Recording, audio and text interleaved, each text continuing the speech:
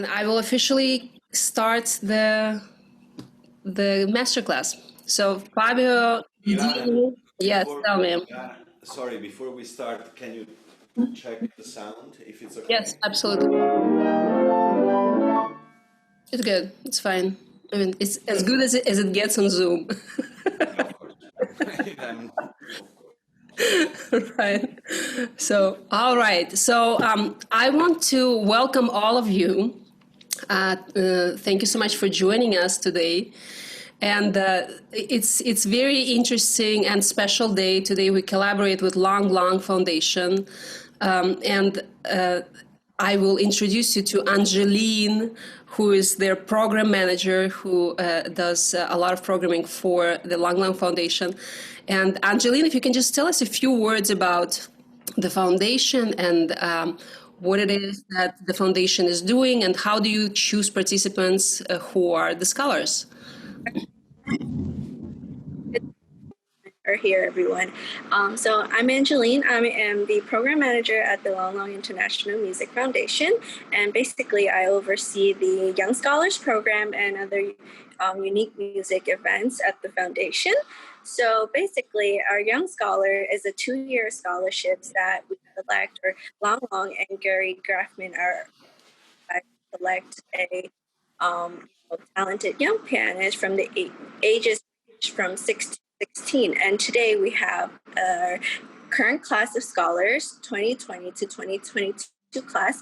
We have 4 scholars with us: is Xinran, Sophia, Stephen, and Joshua, who will be participating in the masterclass. I do see some familiar faces, and I see some of our scholars are in the room as well. So thank you for joining us, and we hope that this masterclass will bring you guys some insights and see how we're doing with these virtual programs. Yeah. Thank you, Angeline. Thank you so much. And so Fabio Bidini is a very special person. I have met Fabio when I was 16 years old.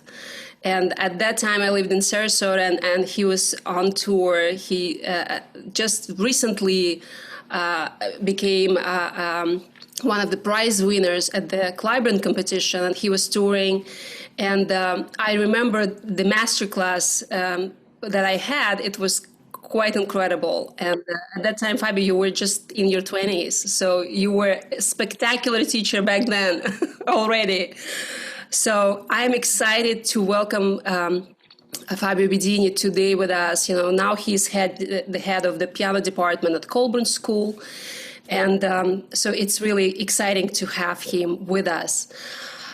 We have 4 scholars today, Long scholars, and the order will be Xinran, you will start, okay? So if each one of you will introduce yourselves when you're about to begin. So Xinran, Sophia, Stephen, and Joshua. So if you can just introduce yourself and tell just a few words about yourself and then what it is that you'll be playing, and we will get rolling. So Xinran, it's your turn. Thank you.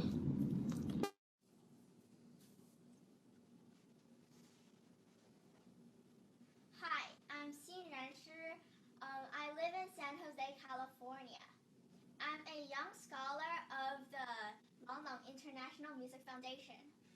I started playing piano when I was 4.5 years old, and next month I will turn 11. The piano has been my best friend for almost 7 years, and I really enjoy playing it. Today I will play Schubert Impromptu, Opus 142, number 3. I think it's a really beautiful piece, and I really like it. I hope you'll enjoy my performance. Thank you.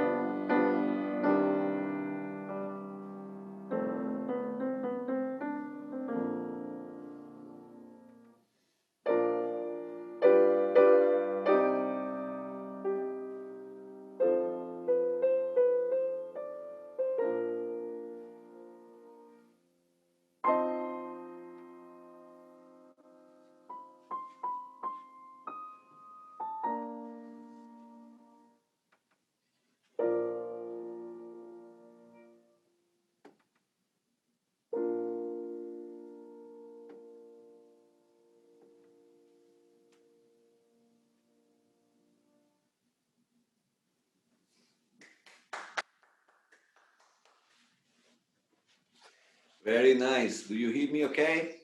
Yes. Good. I have to congratulate you. It's a beautiful way to play. You're very musical, and it's just very, very extremely well done. How can I help you today?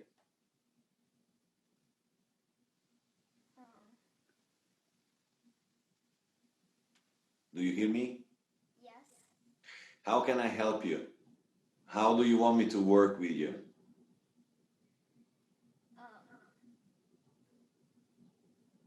Maybe play a more beautiful, like. Can you please repeat? I don't barely hear you. Maybe you could help me play a more beautiful. More musical. Yeah. It's very musical. Schubert, it's romantic, but it's not really considered full romantic. It's more on the classic side than the romantic side. So I find sometimes it's even too musical. So, for my opinion, we need to create a situation that is a little bit more in structure. Let's start from the beginning, because I hear you very well playing, very well, beautiful sound. I don't hear you talking very well. Let's start from the beginning. Please make absolutely sure in the beginning that your left hand, it's never, the 3/8 with the bow on top, they have never rushed. Please never. And also the two notes in the right hand, I hear that sometime.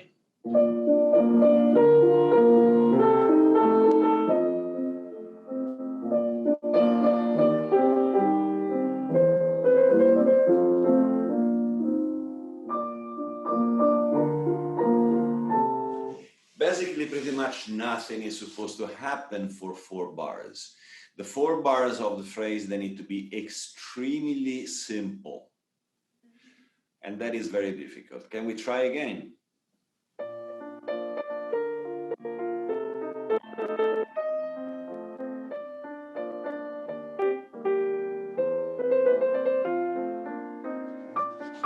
Yeah, please. Please arrive to the F, but then you need to close it.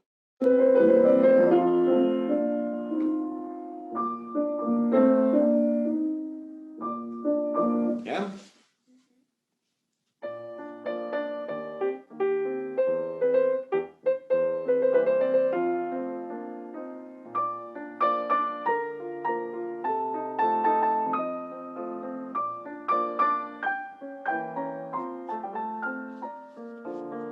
Very nice.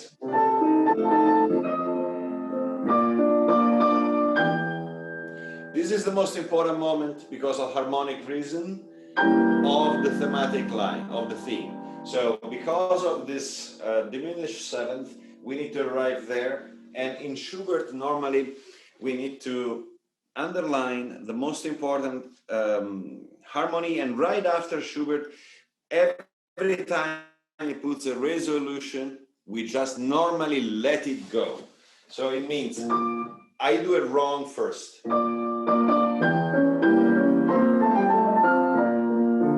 That's wrong.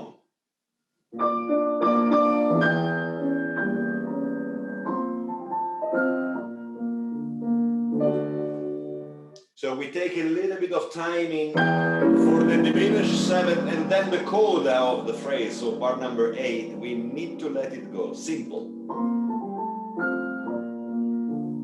Yeah?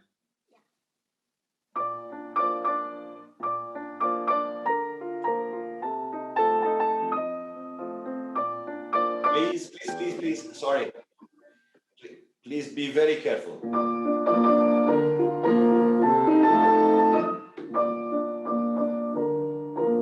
Very even rhythmically.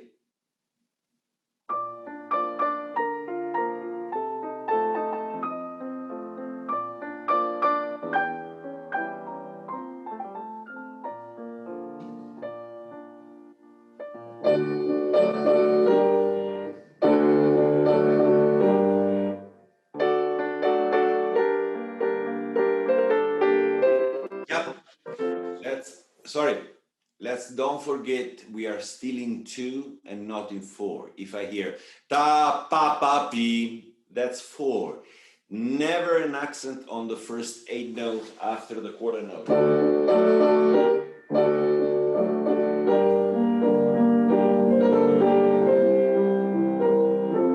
Yeah, in 2, not in 4.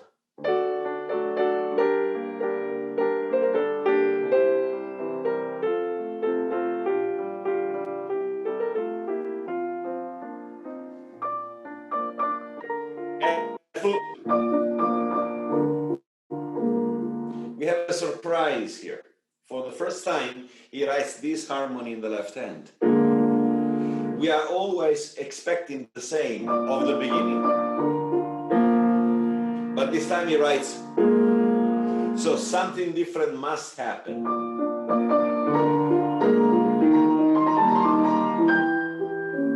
And then let it go.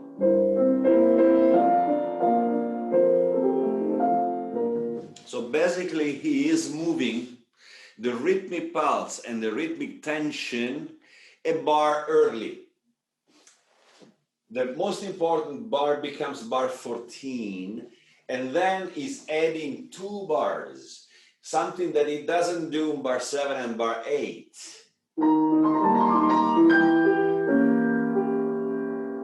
Then coda.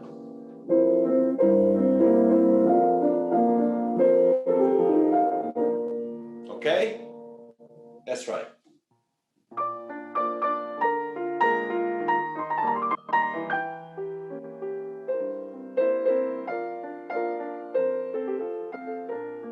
Very nice, please. In bar 14, you can stretch it a little bit.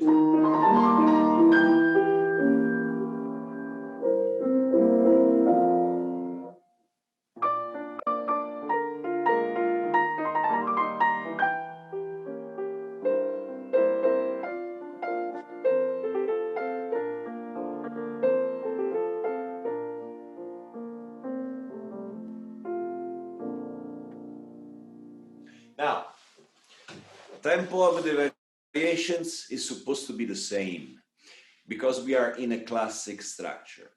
Repeats in a classic structure are supposed to be the same. Okay?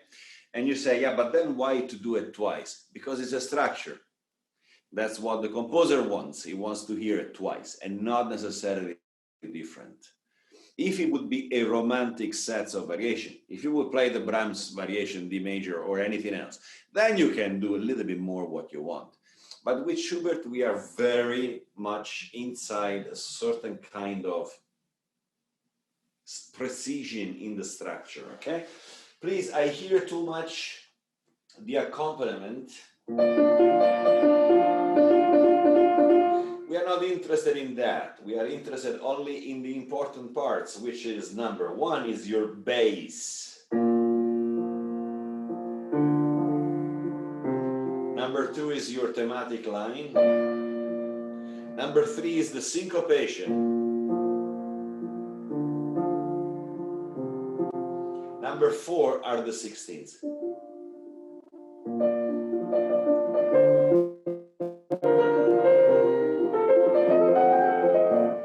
Okay? Very clear balance.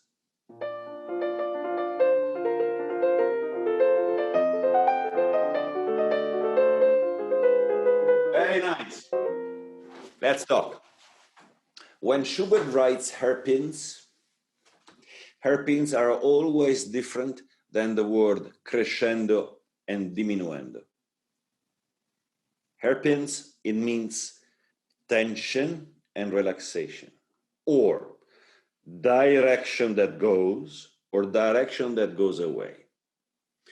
Sometimes they are combined with a little bit of a crescendo and diminuendo. We are fine with that.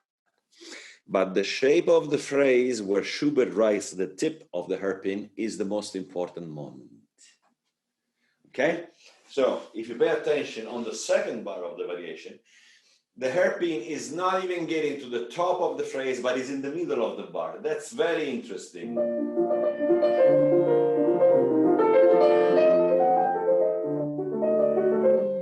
Why?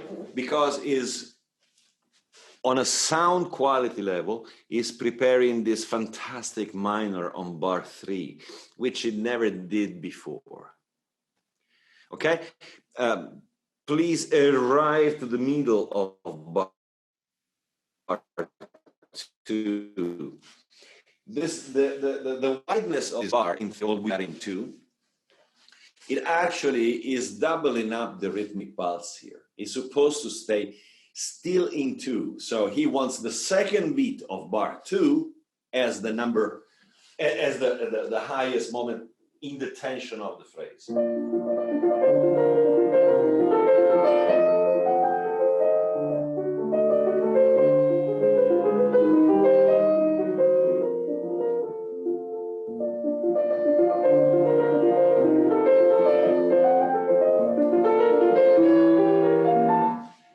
We have the same situation in bar 25. Please, the D flat, the diminished 7th as it does in the thing is the most important moment. While here in bar 24, I said bar 27, I meant bar 25, yeah? While in bar 24, we have this time no hairpin.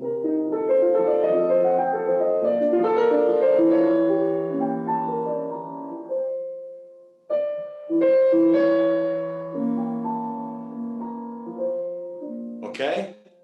Let's try from the beginning this variation.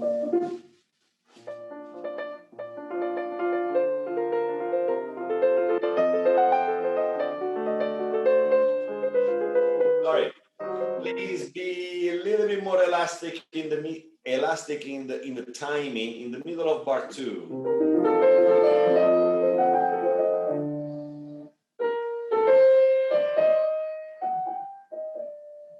Okay?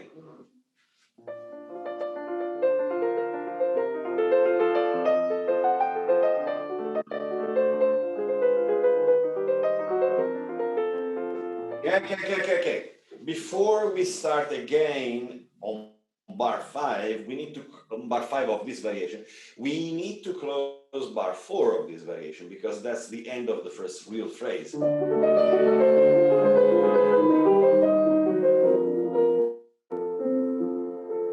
That's the end of the phrase, yeah?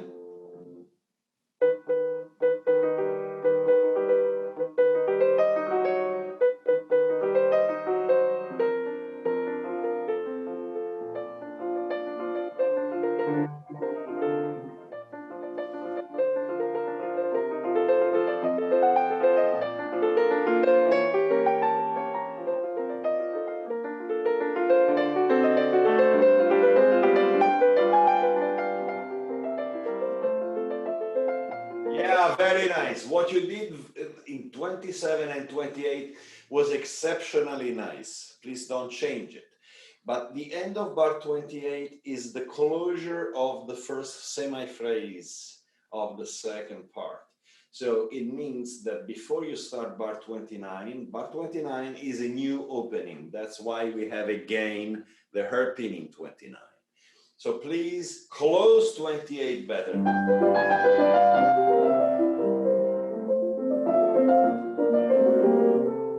Yeah.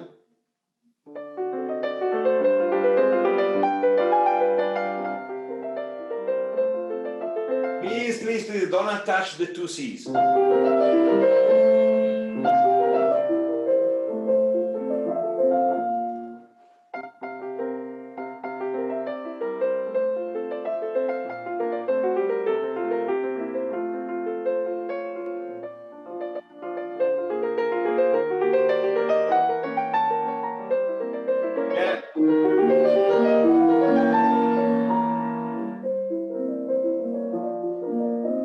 This time it doesn't even go to piano, it goes to pianissimo.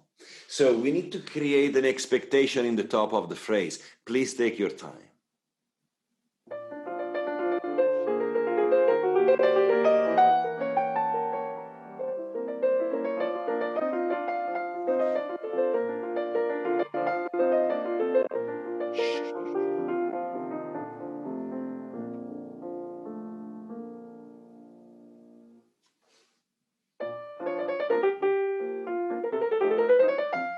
Okay. The difficulty in this variation is to maintain the bass of the left hand staccato and super legato the rest. Please don't give me too many notes. Extremely musical, everything that you do.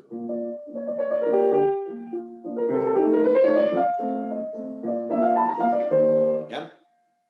Please, super legato and go always to beat number 2 in direction, not very square.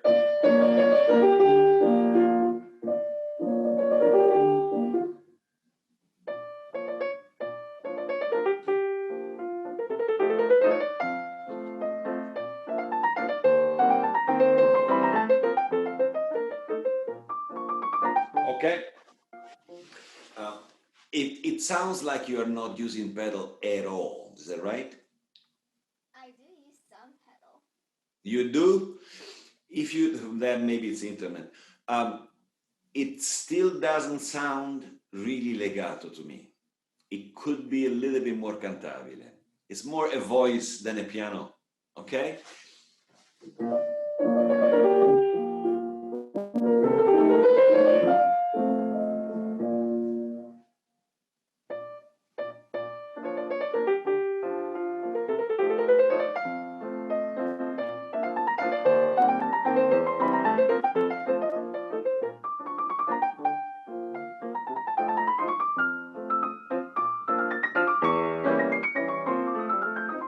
Yeah. Please arrive here and subito piano. There is no diminuendo. Last bar is a coda.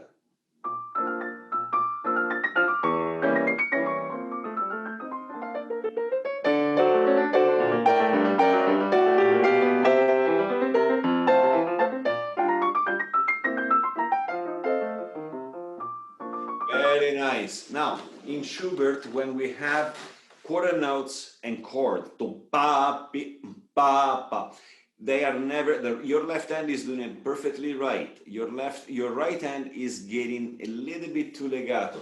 The chords, they need to be separated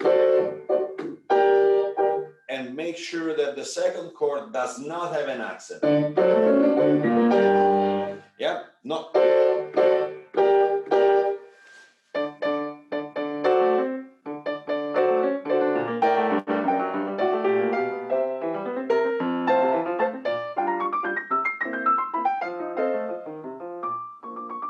Yeah, a little bit more sensitive on the curve in the right hand.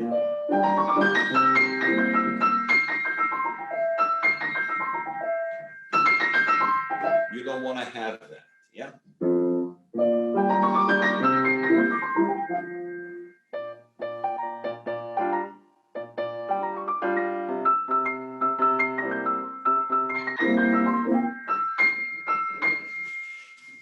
Please, rotation with your hand on the C. Mi, do, si, sol, ti, do, ya, ya.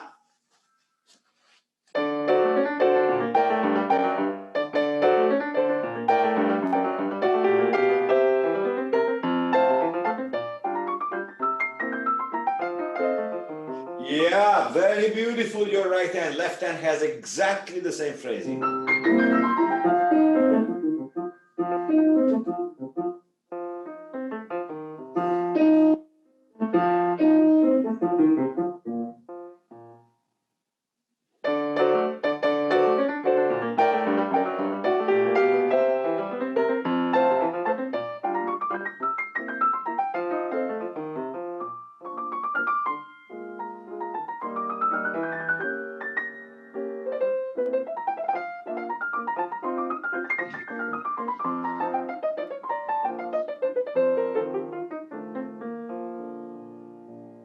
Very nice. Now, from bar 49, what are you doing with your left pedal? 49.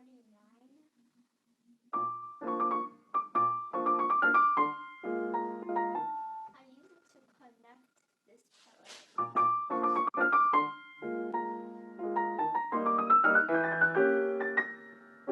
You you're using it for 50 bar 50 or 49? A little bit of both. A little bit of both. I like the answer. A little bit, it means I use it 100% every time I'm using it, or I use it less than 100%, but I use it throughout. I use it, but I don't use it all the time.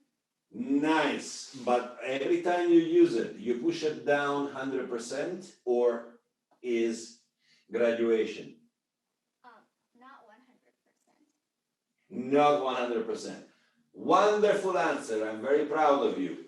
In the middle of bar 50, when you go to the highest point, the sound that we need needs to be still round, but needs to be a little bit more golden. It's a little bit nasal what you're doing, okay?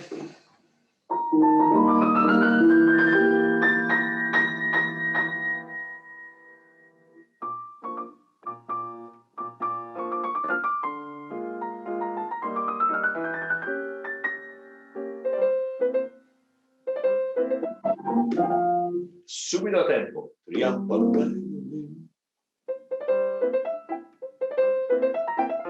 Careful, careful, but super legato, eh?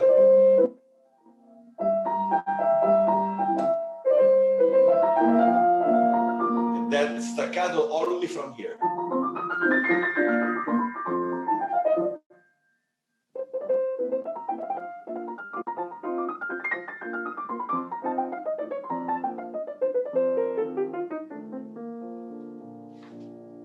It's very beautiful. Someone would tell you there is no really need. I mean, I accept it, it's okay.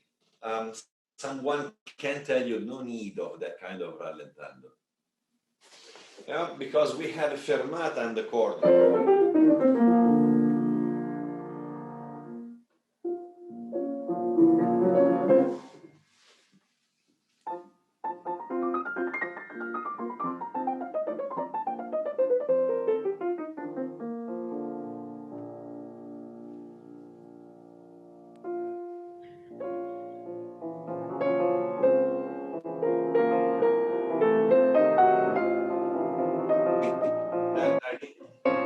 Sorry, I have the feeling that I need to move on because the time is what it is. Please, the only thing that it's very important for me to tell you, next variation is a typical variation. It's a typical writing of Schubert. If in Schubert we do play every accent that he writes, it's going to be a horrible composer. Theoretically.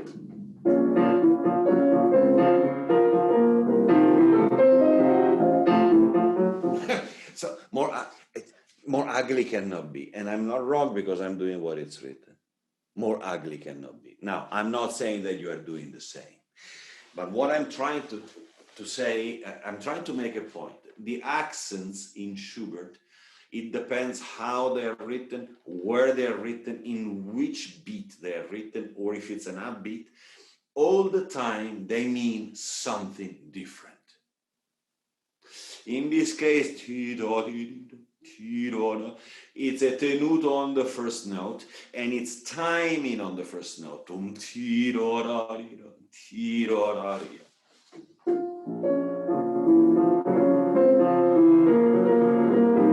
Yeah, but never in tempo, and never an accent, but tenuto.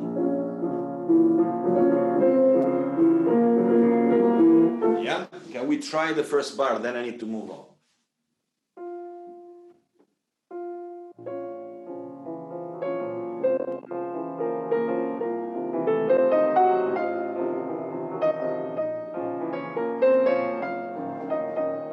Very nice. You are extremely quick. I like working with you. You do something extremely personal and extremely nice in the next variation. Do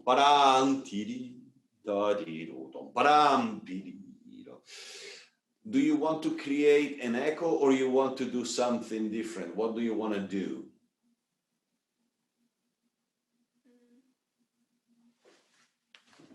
Maybe something different.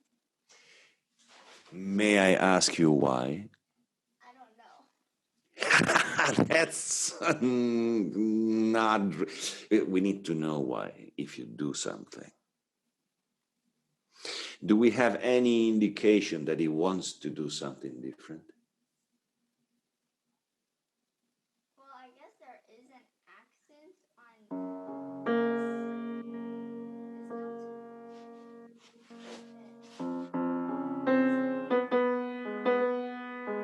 So, why do we think that is different?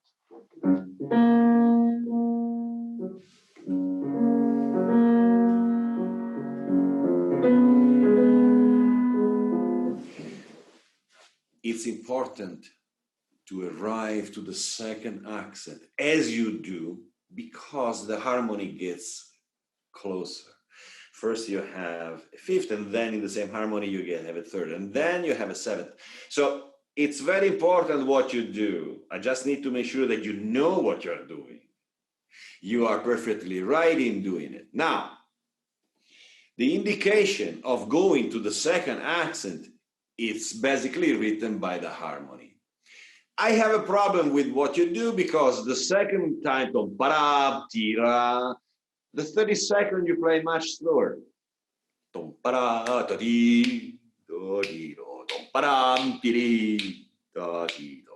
I'm okay if you take time in the syncopation, but not in the 32nd.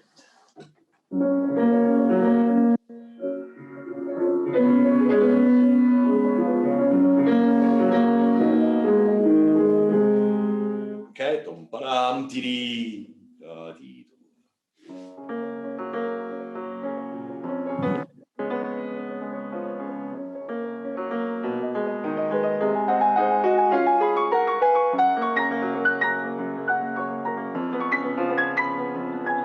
The 32nd must be the same also in the right hand.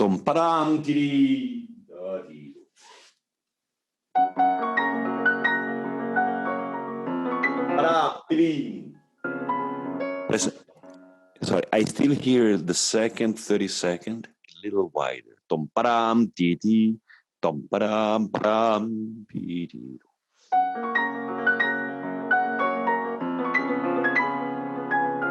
Yeah.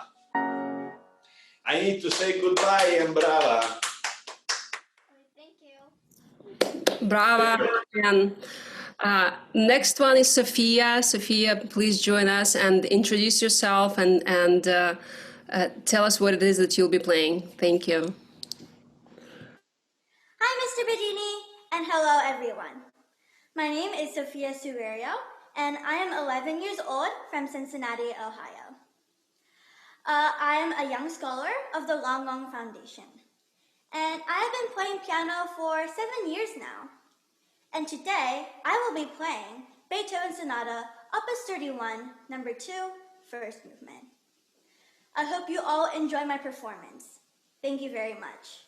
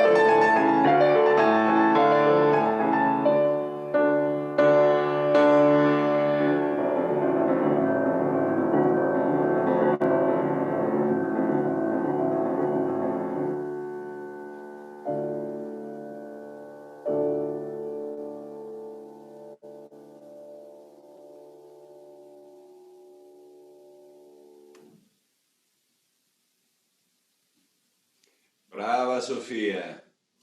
Thank you so much, Mr. Bidini. Do you hear me okay? Yes, I do. Very fine. I also hear you very fine. So it's very well played, very well practiced, very well structured. How can I help you? What do you think you need? I think I want your help for me to understand the piece better. That's a great answer. I'll try my best in half hour. Okay? Okay, let's start from the very beginning. Please, 3 o'clock in the night, as dark as you can. Don't be direct.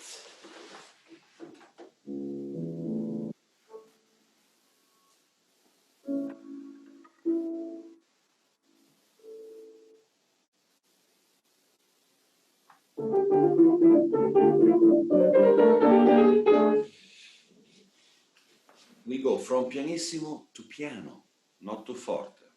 It's simply from slow to fast. But please, it's still everything very dark. Okay.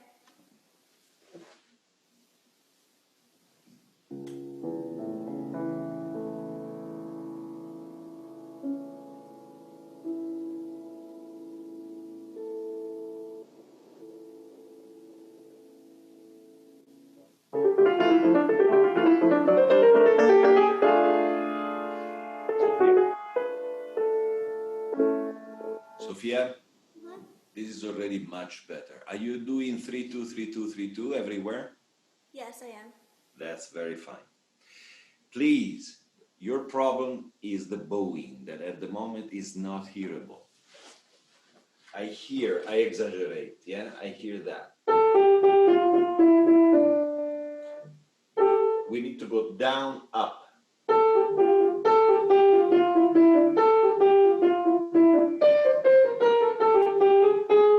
The second note of the bow is too loud, yeah?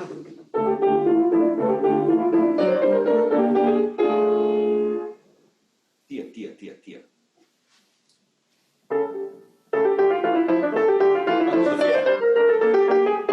Sophia, I really need you to do it very slow for me.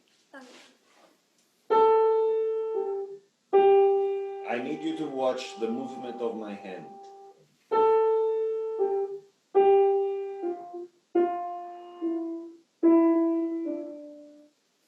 There is no activity on your second finger. It's down, up, but no articulation on your second finger. Okay. Very slow.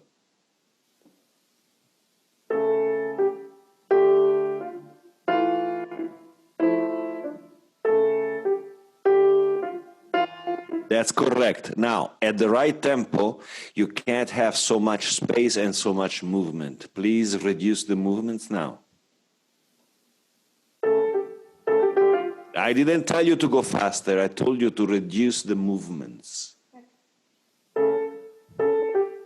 9, that's way too fast and you lost the bowing. Reduce the movement doesn't mean no movements. A little less it means.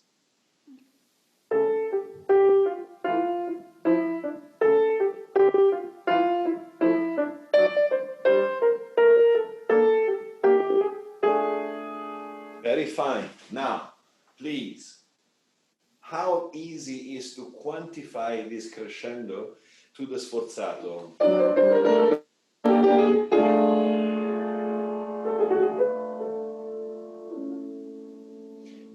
The crescendo to the sforzato, he doesn't write forte. The only forte that he writes is here, but not before that. Okay. Okay? So, wait, should I still play slow on this part? No, I know that you understood. So even if he's not there yet, you need to work like that, okay? But it's important to hear the bowings.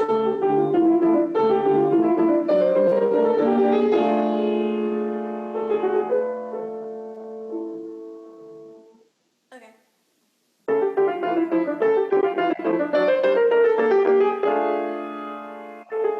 Yeah, we need to have more direction and more tension to the sforzato.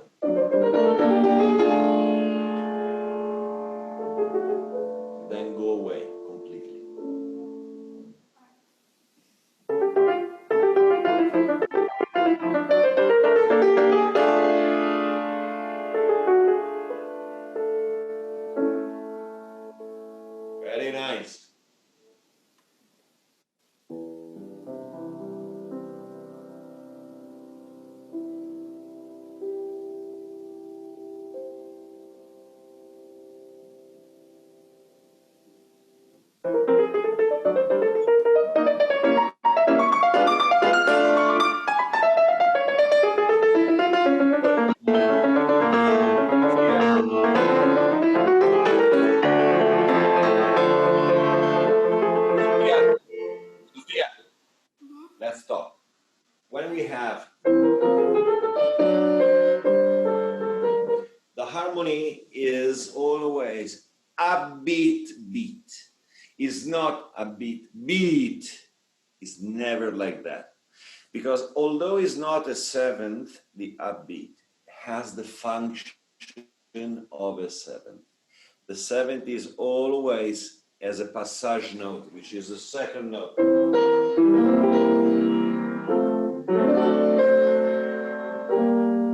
So a beat beat.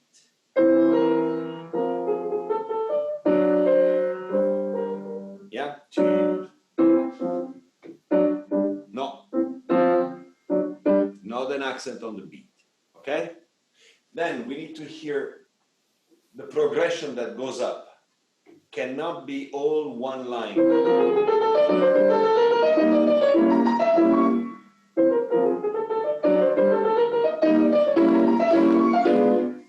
Okay? Okay.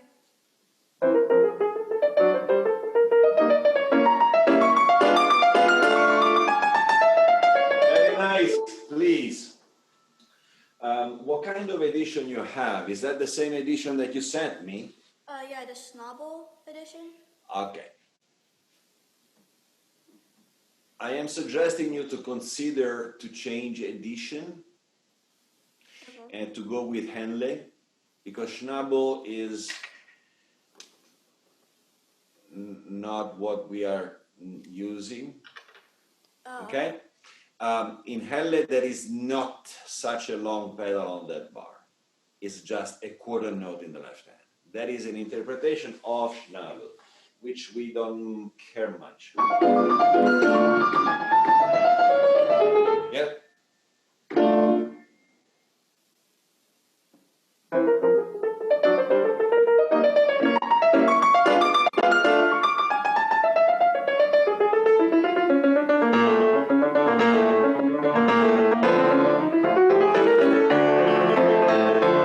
Very nice. Now, please, Beethoven is an incredibly rough person, very generous, but very rough. When he writes this kind of sforzati, tum-pa, especially in the syncopation, we really need to have the courage to play them. I know that you are doing them, but you are doing them a little bit too much in an educated form. It's not an educated man.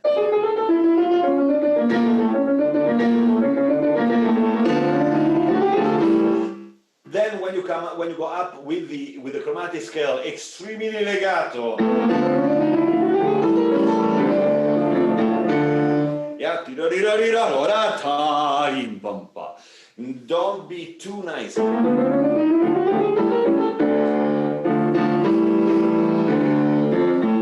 Yeah?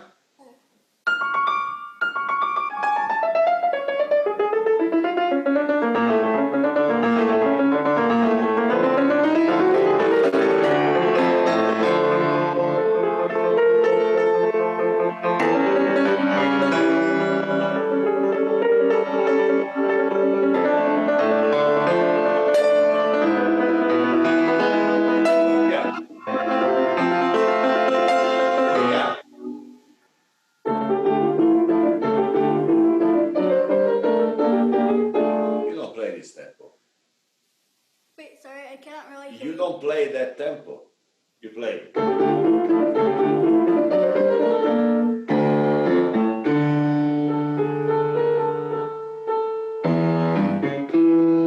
Tempo is the same.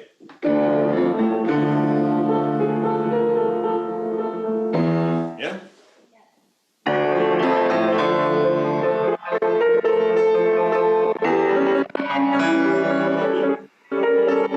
Yeah. Now that we fix the tempo, we have two voices talking to each other. The low voice is him. The sol, la, si, la, la, is imagining the voice of his immortal beloved. The immortal beloved is Josephine from Brunswick, that he's having a dialogue, is an imaginary dialogue with him. Okay? So we need to have much more difference, not only in the dynamic, but also in the approach. One, it's a male, rough voice. The other one is a very mellow woman voice. Okay? So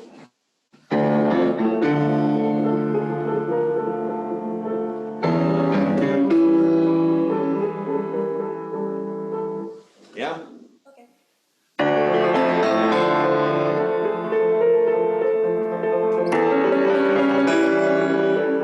Two problems.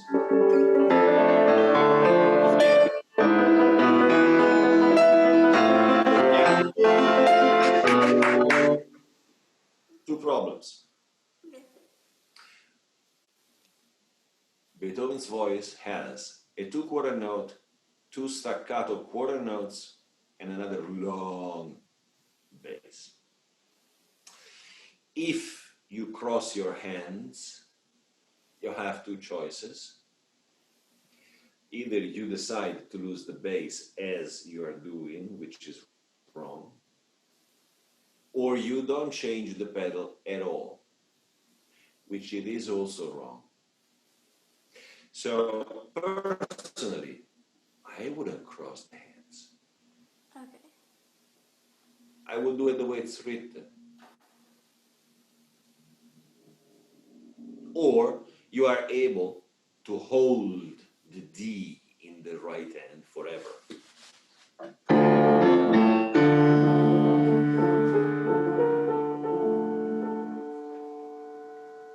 But it's not very comfortable because you need freedom for the triplets. So it's actually easier to play the D in the left hand and do the triplets in the left hand.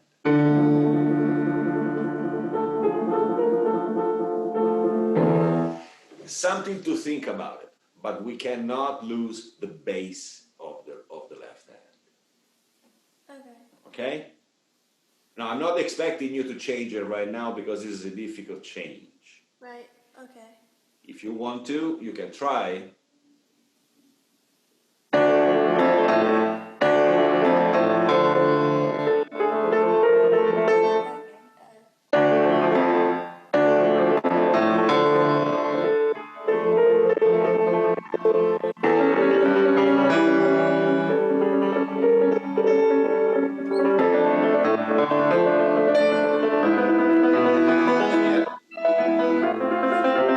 Sophia, I don't care now if you hold or you don't hold the D. I know that you need to do it. I know that you need to do it. But what you need to do now is the staccato in the quarter notes.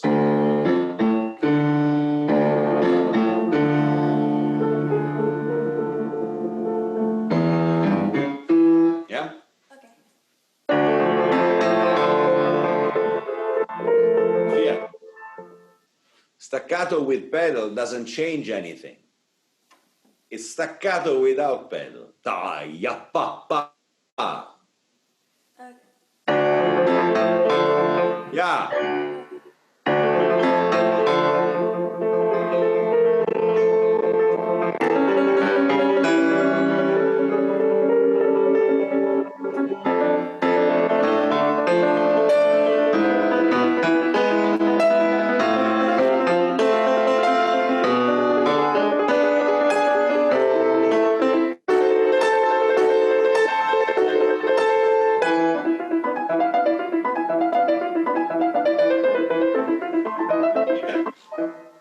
So obviously, every time we go up of a level,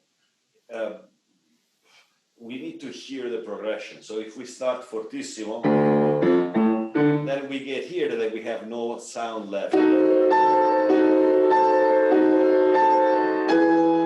Yeah, this is the most important moment of everything, resolving. Left hand is not simply notes in accompaniment.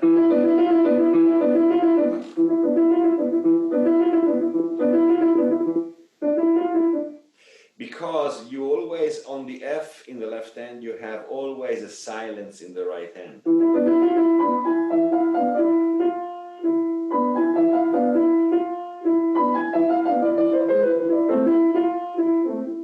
Okay? So it's very important, it's giving a fantastic rhythmic energy.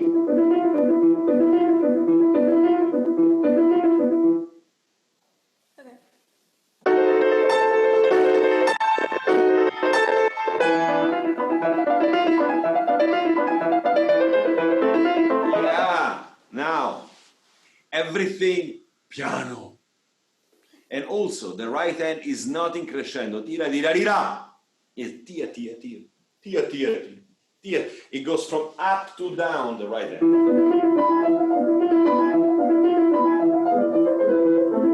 No. Never.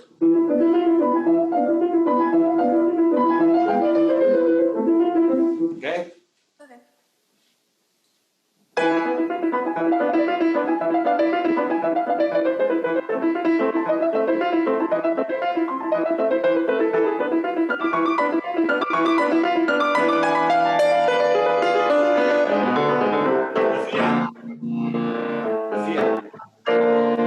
Sophia.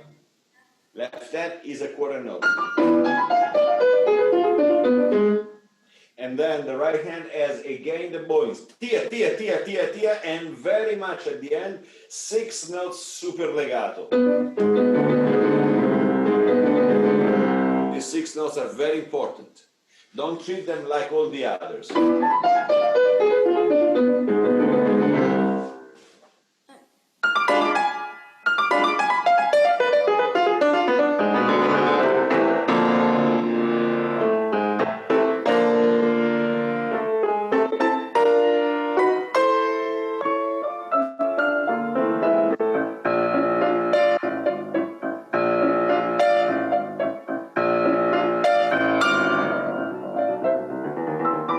Okay.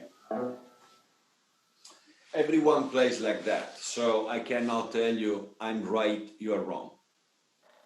I tell you my point of view, which not necessarily you might want to follow. It's up to you, okay? Okay. But I read it slightly different than what you're doing. We are really in piano.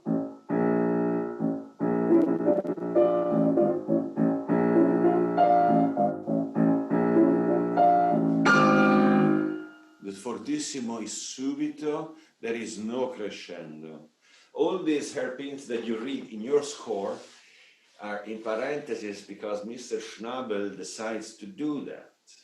Yeah. Schnabel was an important pianist at its time. Time is changed today. I mean, today we go to the moon, to Mars and everything. At that time, almost they had bikes. So, okay? Okay. It's a different timing. It's a different tempo, it's a different, not tempo, it's a different life today. It's piano.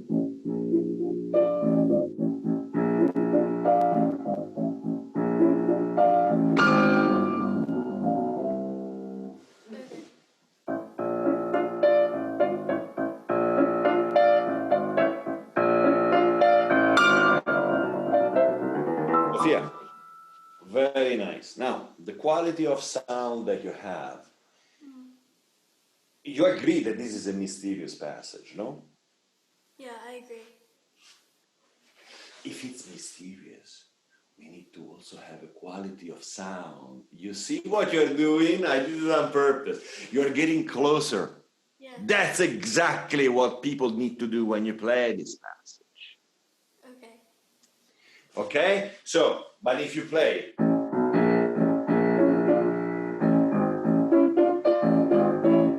no one gets closer. But if you play...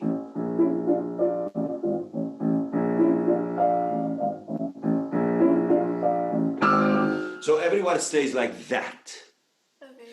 So it means your quality of sound is too open, so we need to make it rounder and closer. Then we need to have up absolute security that everything is between pianissimo and piano, including the sforzato. It means that the things that happen before the sforzatos and around them are pianissimo.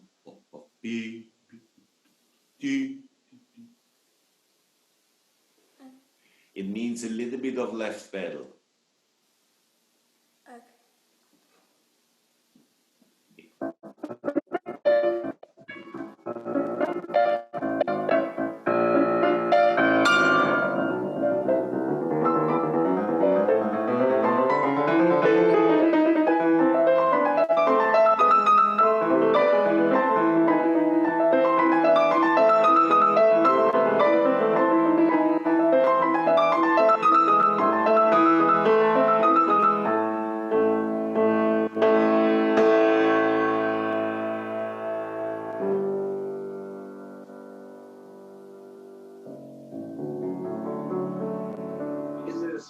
Pretty much the same procedure.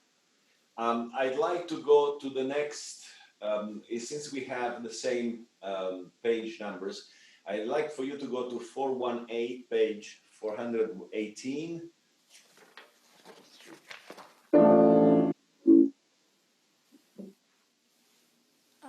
Can you play?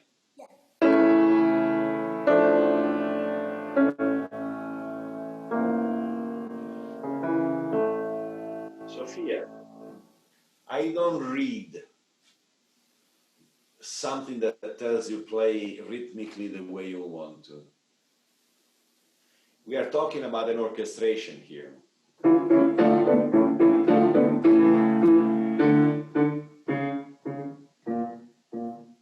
Doesn't mean not musical, but rhythmically you need to kind of be precise.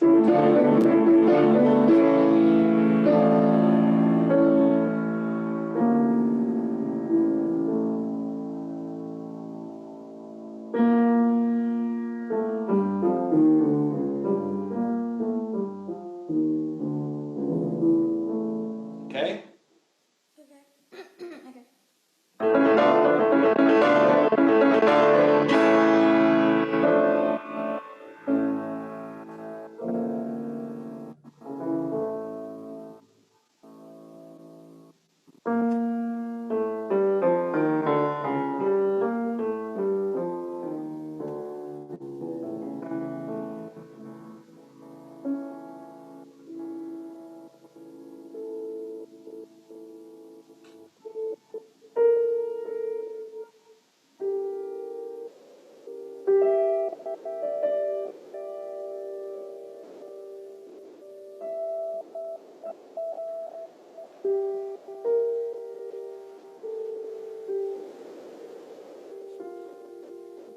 Sophia, I completely agree that we have an original pedal and we must do it. Completely agree. Now, at the same time, I have a problem because Beethoven's piano did not have the resonance of your Steinway. Not by far. So, in a situation like this, which is different than the third movement of Waldstein or the third piano concerto, the second movement, in a situation like this, there is another way to do it, which is maintaining the harmony in the left hand,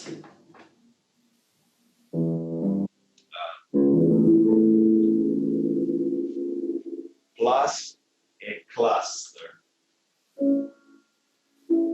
with as many notes as you can. Then we change slightly better.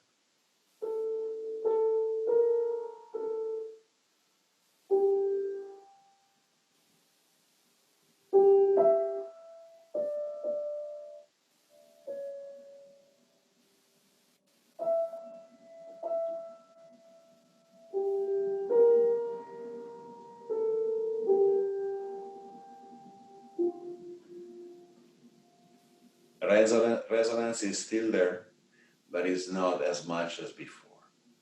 So this is much closer to the effect that Beethoven was able to do on his instrument. Okay?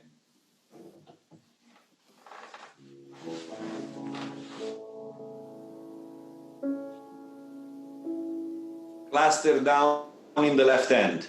Put down as many notes as you can, mute in the left hand.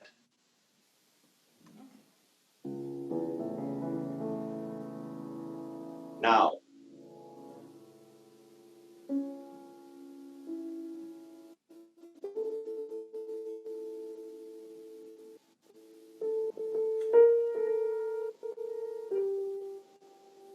no, Sophia, you are holding only 3 notes in your left hand. Is that right? Yeah. We need to hold 30 notes. Randomly, after you play your 3 notes, randomly, you open your hand completely and you push down as many notes, muted, as many notes as you can. This is called cluster. So, like this, do you see my left hand? So I have most probably I have a bigger hand than you. So, but everything that happens between the C sharp and the F, it's down in my case. So that's and I don't have pedals. That's the effect you have.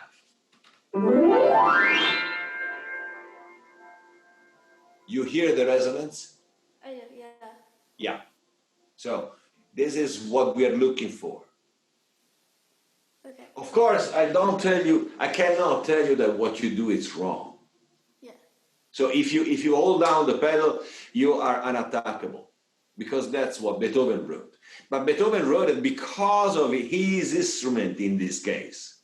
Our instrument is different. I don't know if Beethoven had our instrument, if he would have written like that. I don't know. Okay? Okay. So what you're saying is that I have to try to hold as many notes as I can on my left hand? Yeah.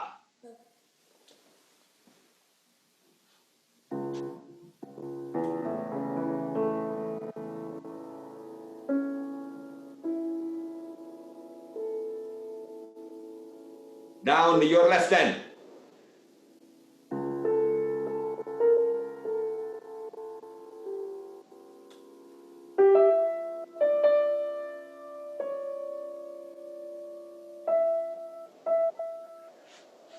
So I know you understood the principle, but you need to really have much more than 3 notes. Now, the next allegro, I have a problem with that. Again,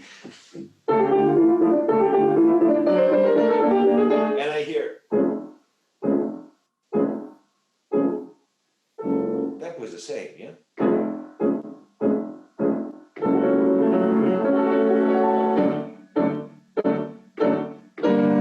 Same tempo of the beginning, it's tempo 1. Mm-hmm. Okay? Okay.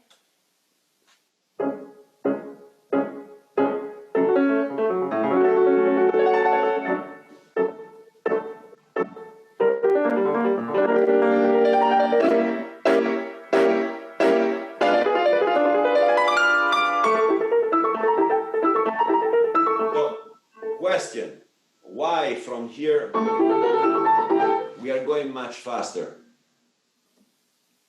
I'm not saying that this is wrong. That's the tempo that you have in the beginning, but the first 3 lines are too slow.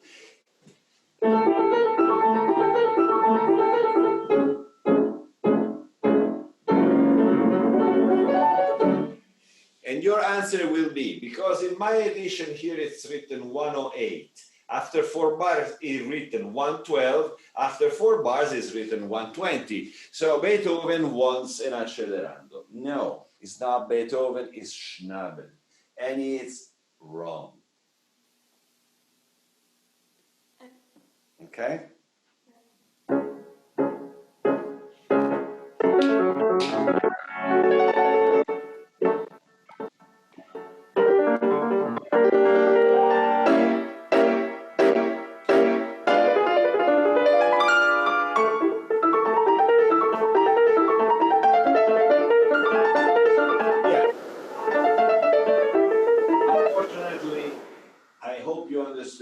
Unfortunately, I have to move on. Okay. Okay?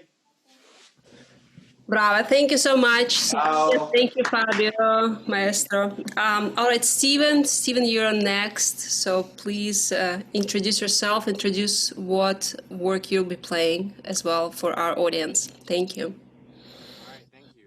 Hello, everyone. My name is Steven. I'm 14 years old. Steven, can you get your volume a little bit higher? We have a hard time hearing you. Sure. How is it? Can you hear me now? Well, sort of. Okay. Just speak louder, speak into mic. All right. Okay. So my name's Steven. I'm 14 years old. I've been playing for 10 years. I live in Englewood, New Jersey, and I'll be playing the first movement of Beethoven Waldstein.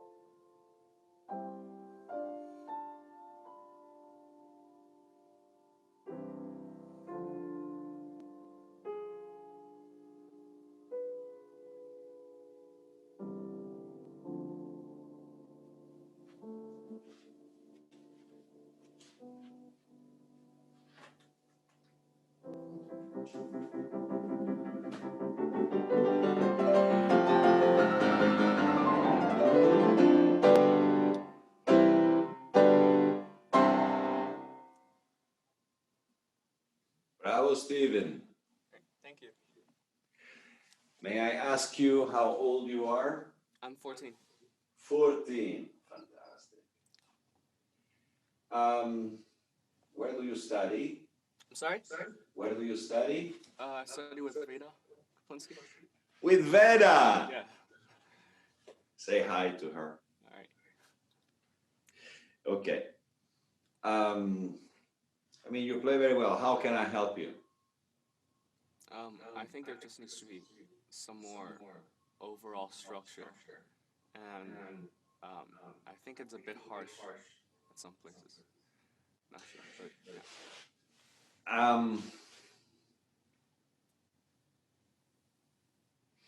How long are you working on this piece with Veda? I haven't really. I mean, it's been a while, but I've dropped it for a long time, and I've just picked it up recently, like around I think a week or two ago. So. And you changed many things. I did change some things, yeah. Yeah. Okay. I don't know if I agree with what you think you need. Mm-hmm. For me, it's very mild what you do. I'm sorry, can you say that again? For me, it's very mild what you do. Okay. For me, the contrasts and the tempo relation must be a little bit more in structure. Okay. When we speak about Beethoven, we speak about orchestra and orchestration, and all these kind of rubatos, they will not be possible with an orchestra. Okay. He doesn't write for piano. He never writes for piano. The only thing he writes for piano, and is basically unplayable, is Hammerklavier. But for the rest, is never writing for piano, Beethoven.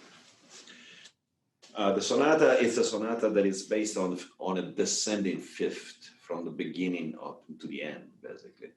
And every time we have this descending fifth, I like to imagine something that is basically like a falling star all the time that disappears. You don't see the end of the star, the explosion, just disappears. That was the time that he wrote the Andante Favori, and it was supposed to be the second movement of the Waldstein, the Andante Favori. Yeah. Andante Favori is dedicated to his immortal beloved. So it's a very particular sonata. Then for a series of events, and the publisher refused to publish the Andante Favori with a special dedication. And so he said, okay, then I'll take it away from the sonata and I'll do an entire piece by itself. And then he wrote the shortest second movement together with 101, because the publisher said, Andante Favori is way too long as a second movement. We can't stand it. Okay, good. So based on that, for me, the harmonic sense needs to be a little bit more expressed in what you do. If you pay attention, this is actually a developed chorale, no? Because if I would play, gives you a meaning, but if I play,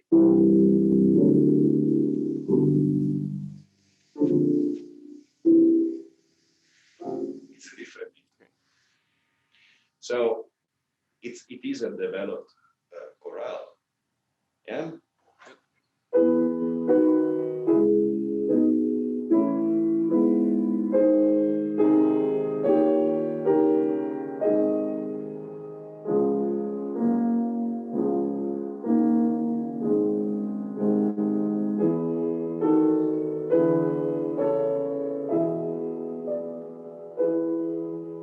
These are all chorales, no?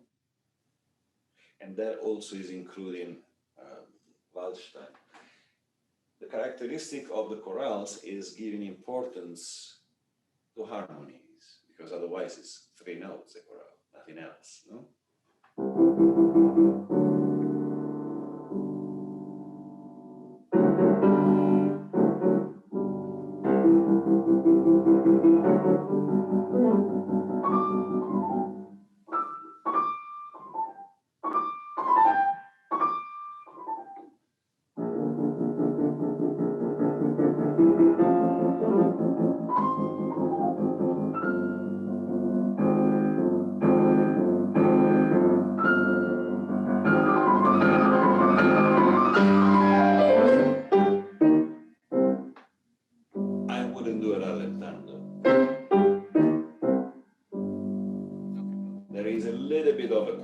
mark of the last G with the fermata, but there is a little bit of a breath, not a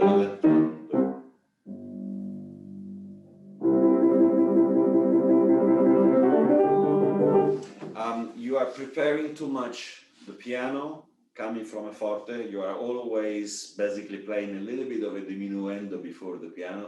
In Beethoven, does not exist anything like that. Beethoven, we get to the last note, forte, and then subito piano.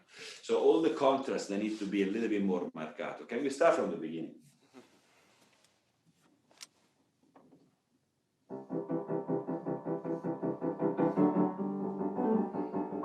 Yeah, okay. You are a guy that has needs of expressive music, and I love that. You don't need to underline everything. It just needs to come out. But you can't make me believe and make me hear all the time. Mi, fa, fa, so, ne. Mi, fa, fa, so, ti, ta, pi. It's just that. It's a light that turns on slightly. Yeah, it's not, ooh, it's not yelled, it's not spoken, yeah?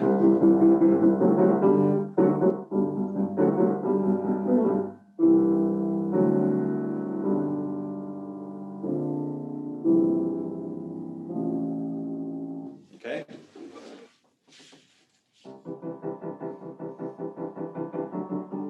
Nice.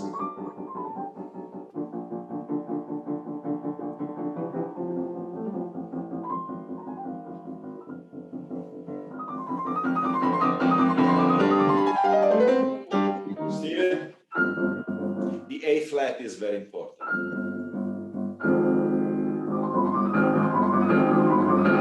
And it's very important the silence between. Please don't play long.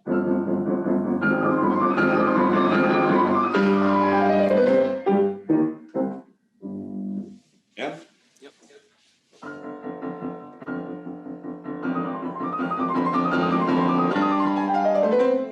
Even silence between beat and syncopation in the left hand. So.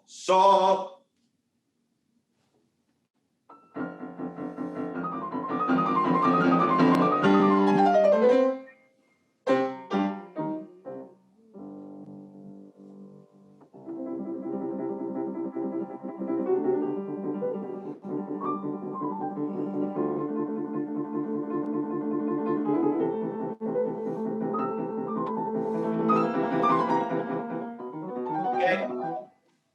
Between C major and D minor, which one has more tension? The second one, D minor. So we can't have it like the C major, no? Nor on a dynamic level, nor on an intention level. More tension, it doesn't necessarily mean louder. More tension can also mean softer. If I speak to you like this, there is more tension than if I would speak to you like this, no? So we have.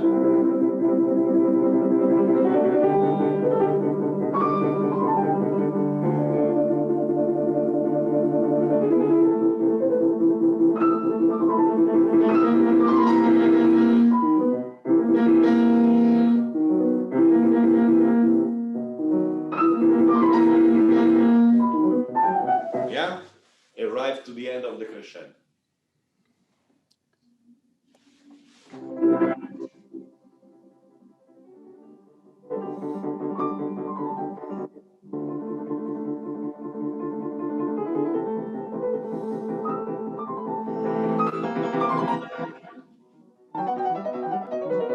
Steven, not too many notes, it's piano.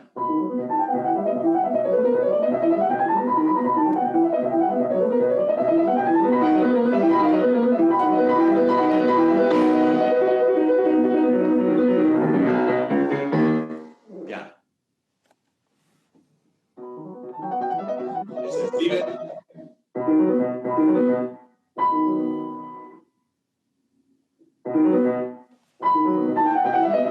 The first one, it's piano, but it still needs to be heard, yeah?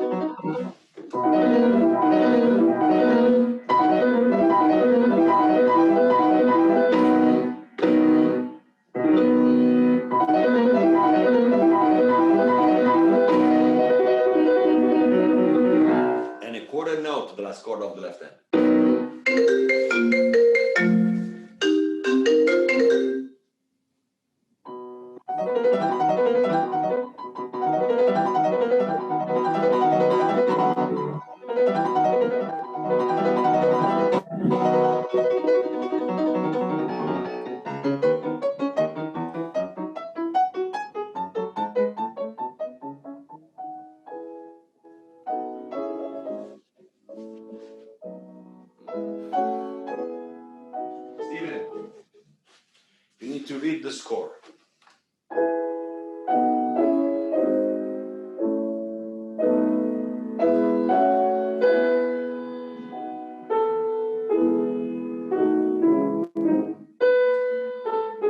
Beethoven writes a divided voice with a sforzato on the beat. Please do it. If you don't do it, it's a mistake.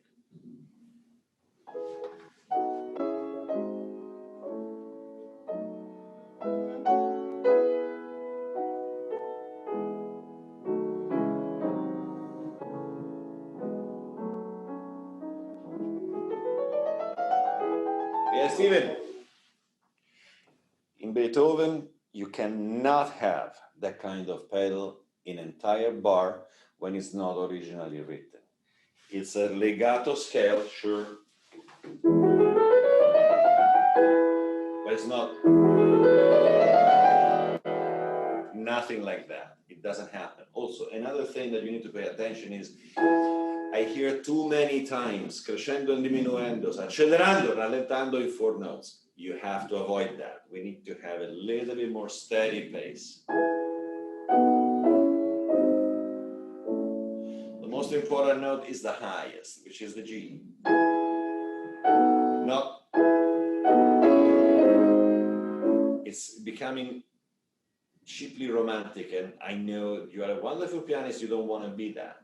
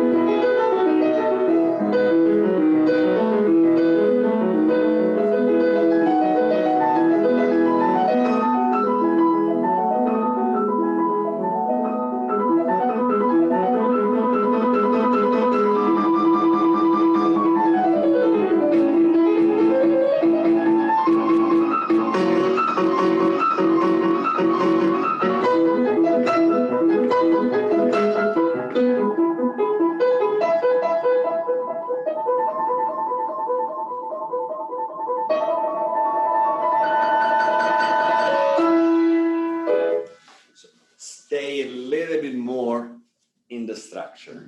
Yeah, maybe what I did is a little bit exaggerated. I was on purpose playing like, you know, just to show it to you. We need a little bit of freedom, but what you're doing is a little bit too much. Consider that an orchestra can't do it. Okay, can you go from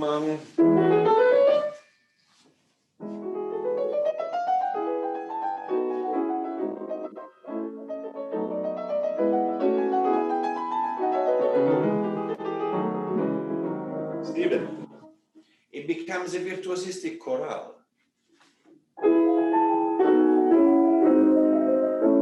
Simple.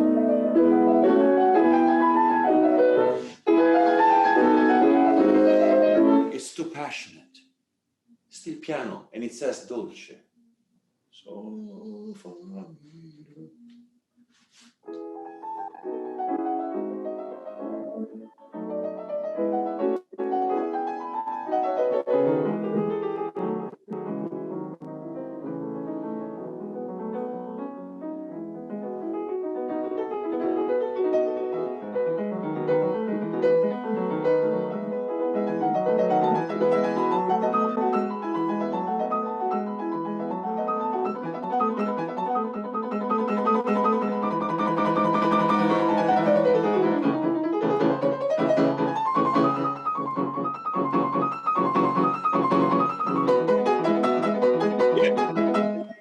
Please, you have accents.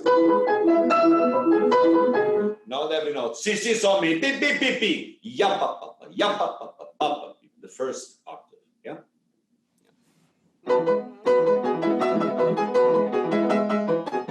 Still too much. Still too many notes.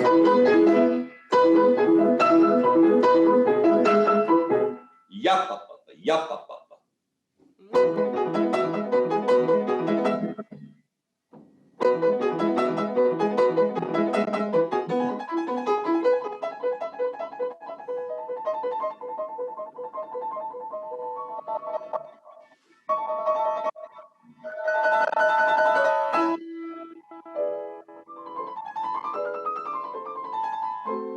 Please, not two crescendos and diminuendos. Very even.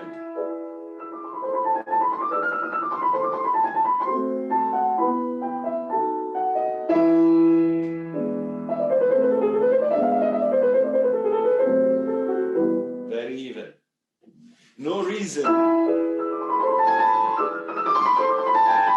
No reason for anything like that. Yeah?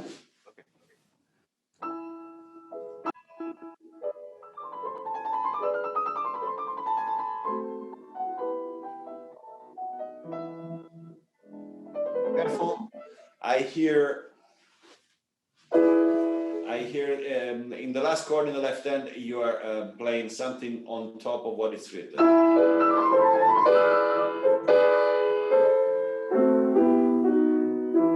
Please read well.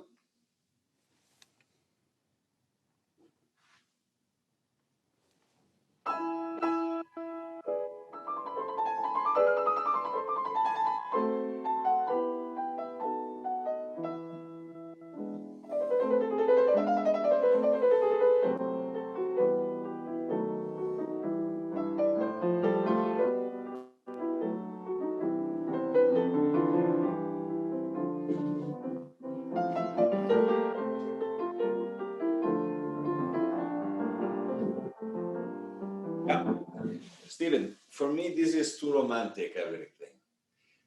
You have a crescendos and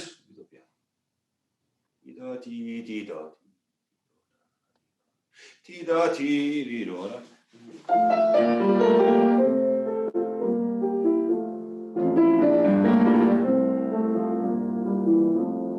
little bit more black and white. Yeah?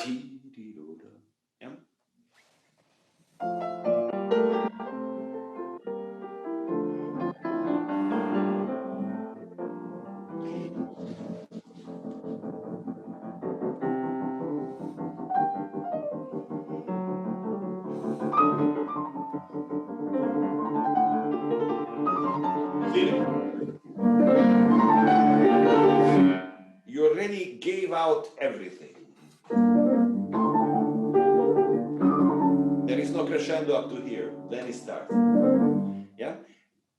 Please don't give out everything too soon. From there?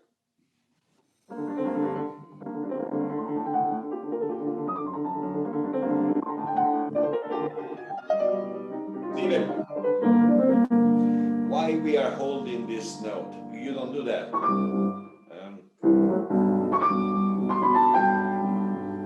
You don't do that. It's not written long.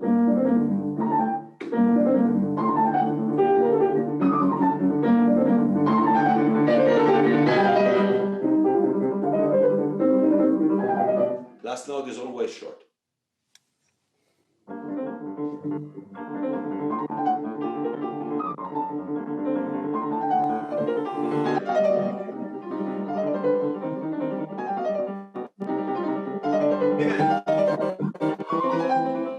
Even I don't know in your edition with what dynamic it's written.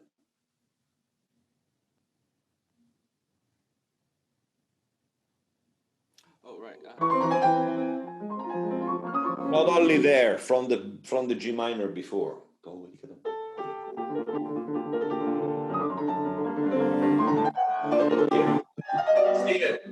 Stephen, what is it written here? There's nothing marked. There's a crescendo. But you are coming not from there. Where you are coming from? The last one is here. And which one is it? Pianissimo. Okay. Oh yeah. So we are still on that level. The crescendo is only in the last bar. Okay? Before the subito piano. Not from the beginning. Especially your left hand is absolutely way loud. Yeah?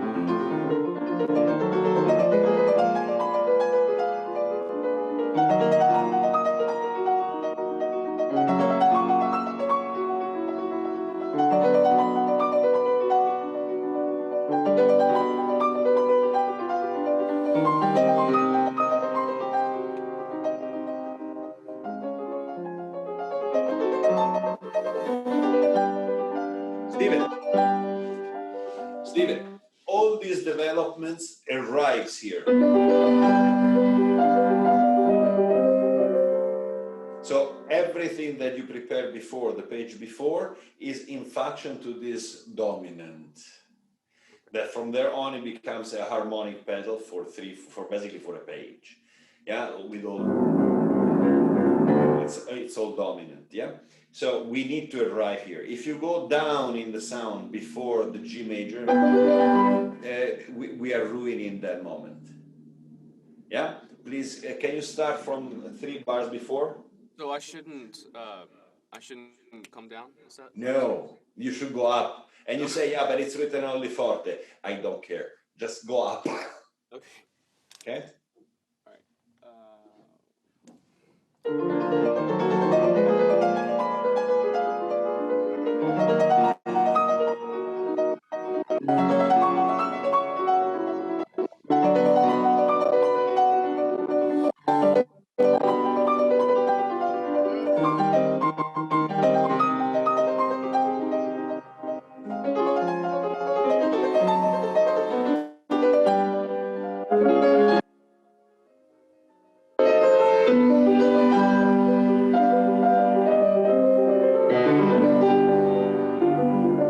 Yeah? Okay, I see. Good. I know you understood. Go from here.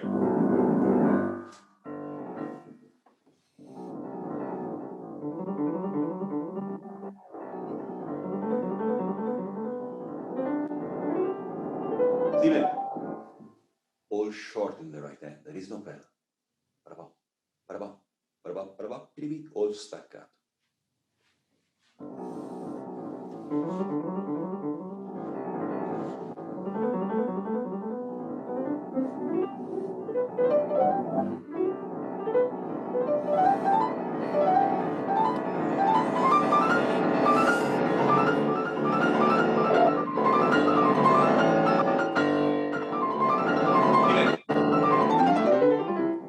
Steven.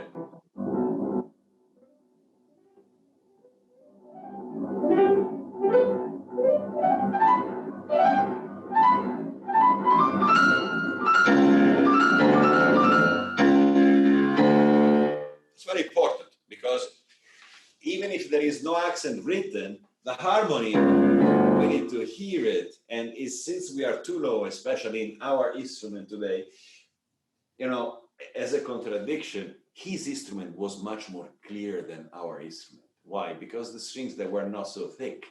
So it didn't have much sound, not much resonance, and everything was much more actually not legato.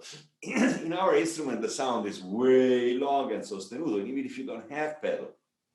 So you hear nothing. We need to hear. And please, no diminuendo.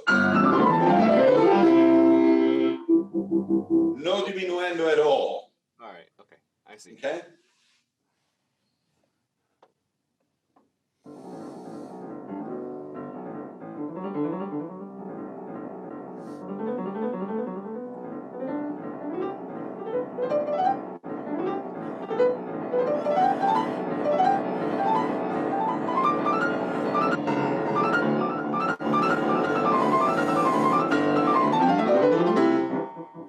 Yeah, now please, the reprise is pretty much the same, so no need to speak about it. The only thing I tell you, what I do here, it's not written, but maybe it's worth it to do it.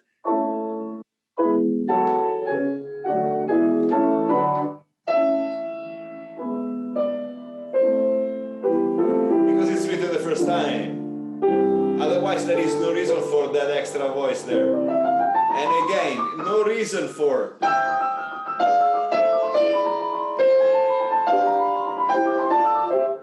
We need to stick with the thematic line. Yeah? Even if it's inside the chord, but we need to bring out the thematic line. Okay? Can you play from there?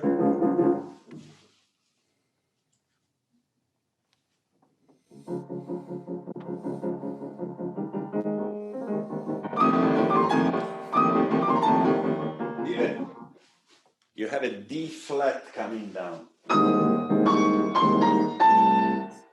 Yeah, that was a mistake.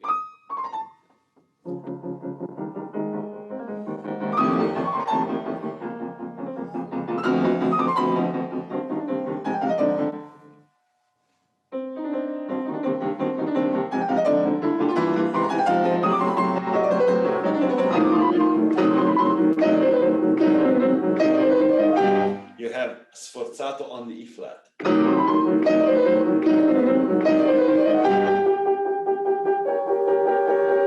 Then the thematic line is in the left hand, not right.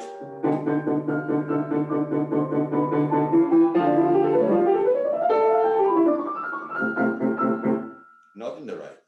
Yeah? That clear what I said? Yeah, so it should be the left hand over at the end. Sure, definitely. Why? 9.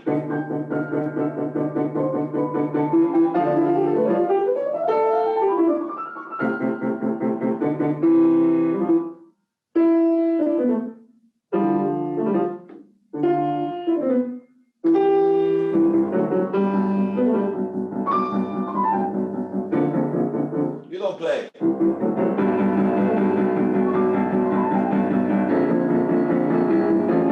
You don't play that. So it's the same situation here.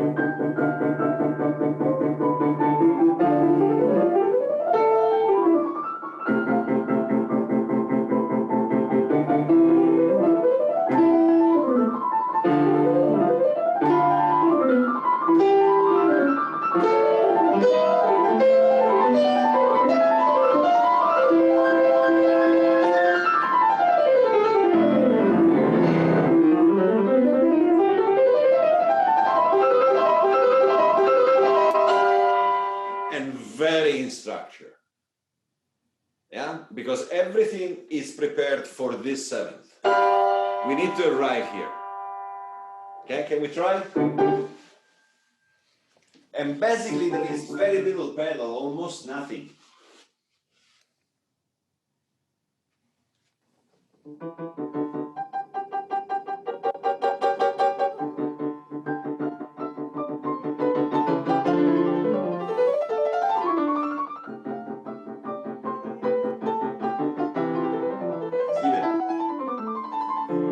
Steven.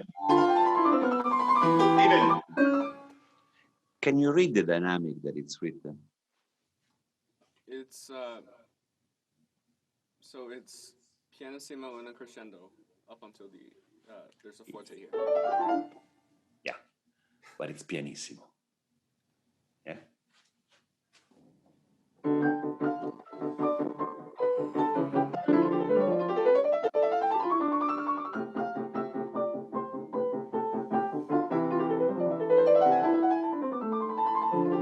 Steven.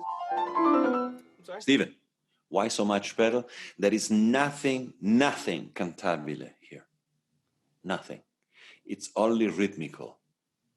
Ti-di-ga-dum, pi-da-di-da-dum. It's clearly written short, the left hand, and full of silence and staccato. You can't put that kind of pedal. It's nothing cantabile and nothing melodic.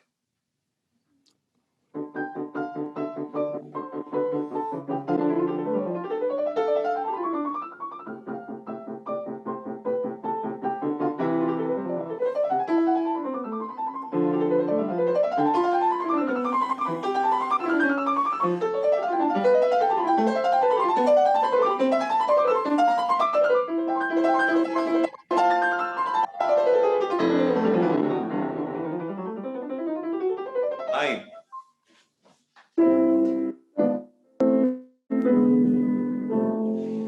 So,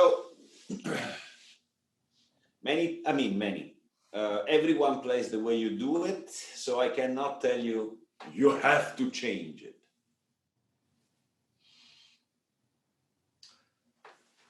Because of his ear loss, the very first kind of decibel, hertz level of sounds that he lost were the bass. That's why he starts voicing differently from the middle keyboard, from the middle register up.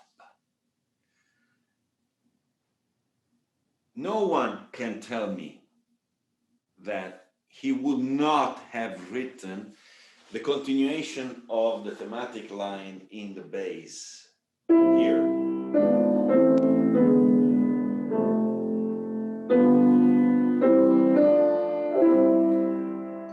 Because here changes register.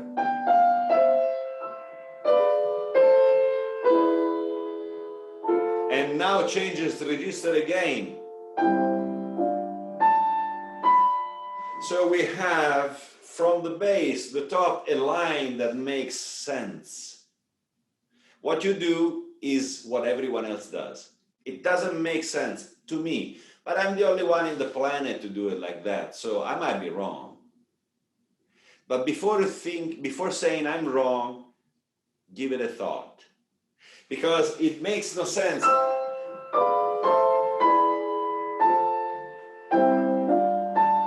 It's not surprising, we heard it 500 times.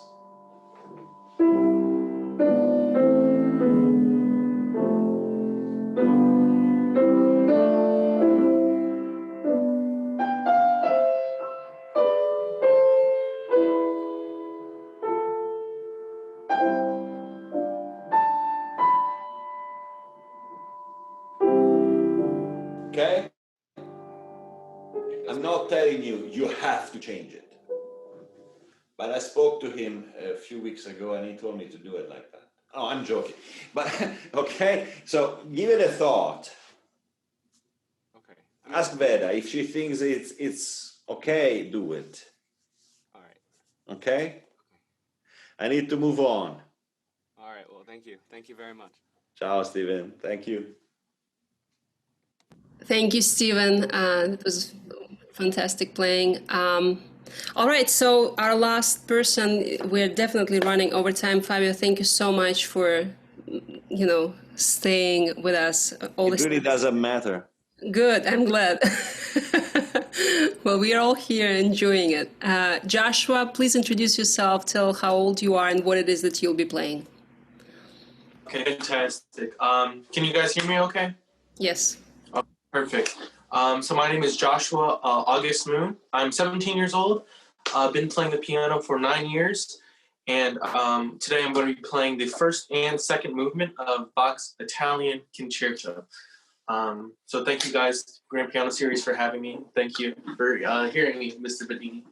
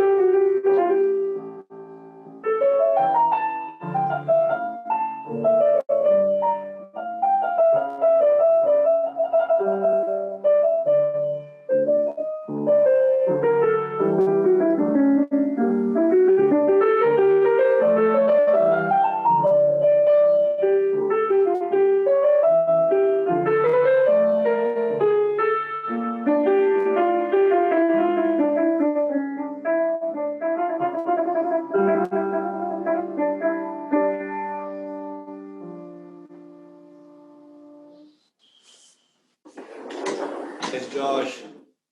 Hello. Thank you for playing for me.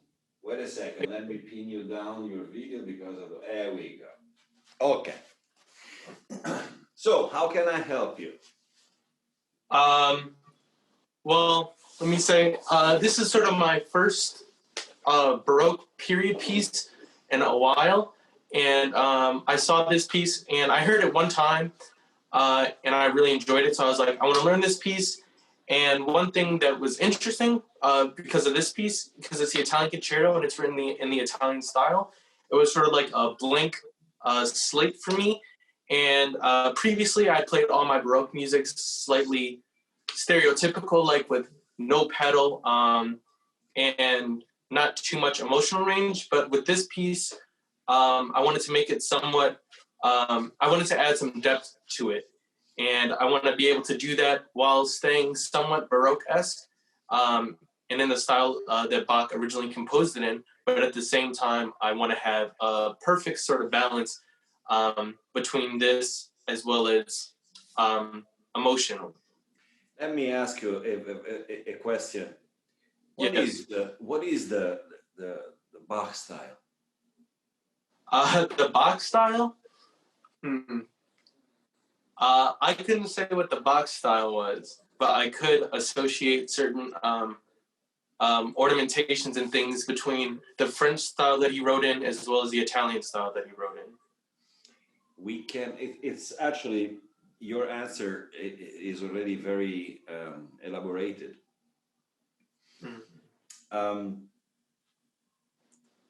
Playing Bach at the piano, it's wrong. There is no right way to play Bach at the piano. Why? Because we have no tradition. He saw the first piano that ever was built. He saw it and he said, it's the worst instrument I ever got to know and it will have no future. These are his words. Maybe if he would have seen today a Steinway of today, maybe he would think differently. But I can imagine and I can believe that the first piano was horrible. Yeah. Now, yeah. So we don't know how to play Bach at the piano because we have no tradition. So we have two choices. There are two philosophies about that. The first philosophy is what with no pedal. Became a tradition, which is metronomic, no pedal, trying to imitate a harpsichord, and stick with that. That's philosophy number one. Philosophy number two is the piano is the wrongest instrument to play Bach on. And since I am doing Bach at the piano, I am using the piano. Using the piano, it means use everything that the piano can give you. There is one thing that we know for sure that Bach was using at that time, even in the harpsichord, which is agogic. Agogic is a fancy word to describe what today we call it rubato. The first person to change the word from agogic to rubato is Chopin. Okay. Bach was using that. Example, today we hear Bach.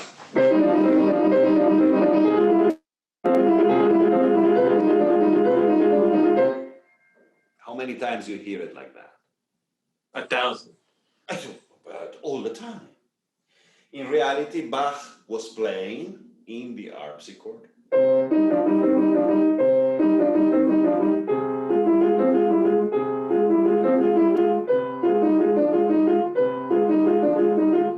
Why? Because he cannot do differences in balance, because the harpsichord doesn't permit that. No. So it's a little bit controversial, the idea to say with the piano you need to imitate a harpsichord. It's like if you are saying with the timpani you need to imitate a flute. Okay. Simply, you can't. Yeah. The only thing that is similar to the piano in the harpsichord is the keyboard. Yes. It's a completely different instrument, different principle. There is no way to imitate any other instrument at the piano. And the question is always the same. Why the piano needs to be the instrument to imitate always something else? Voice, flute, the harpsichord, anything. But why a piano can't be a piano? Let's keep it as a piano. We are playing Bach on a piano. Great. Then let's use it. Bach was a person that had a huge amount of kids, 2 wives, huge amount of kids. I mean, the idea that Bach was church only, it doesn't exist. He was working for the church. He was writing for the church. He was getting paid by the church. He had to make a living. Yeah. It's not true that everything that Bach writes, it needs to be religious, it needs to be... It's not true. Yeah. He was a normal human being enjoying sunset, sunrise, family life. He was a real man. So why am I saying that? Because all the emotional parts of this man, he needs to come out.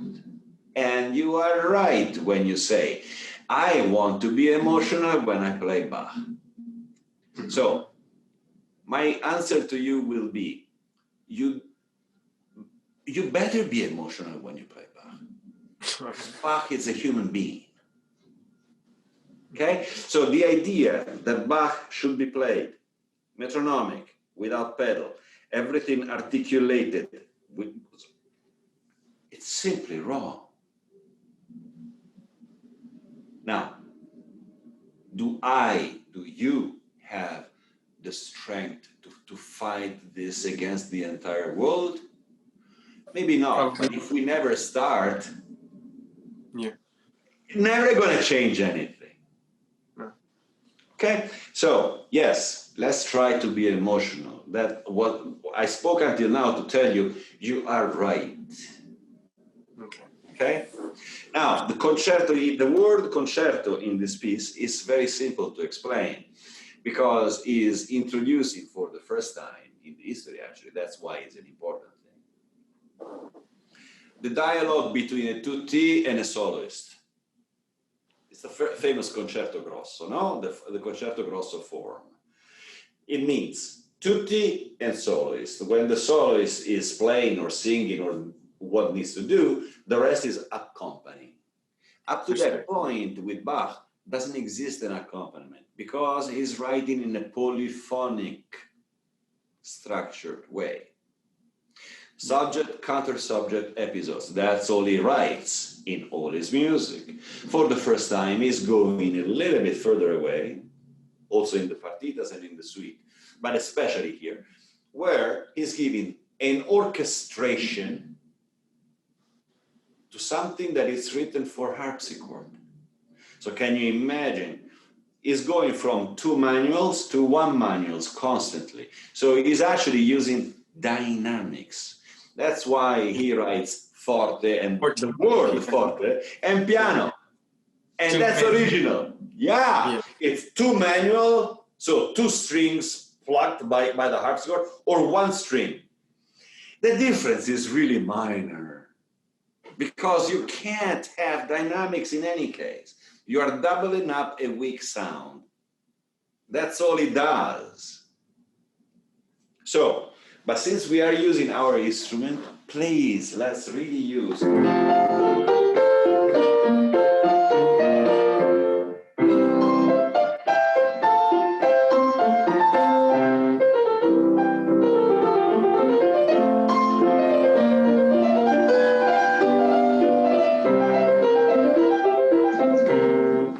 Little bit of spirit. Please free up. Begin. Okay.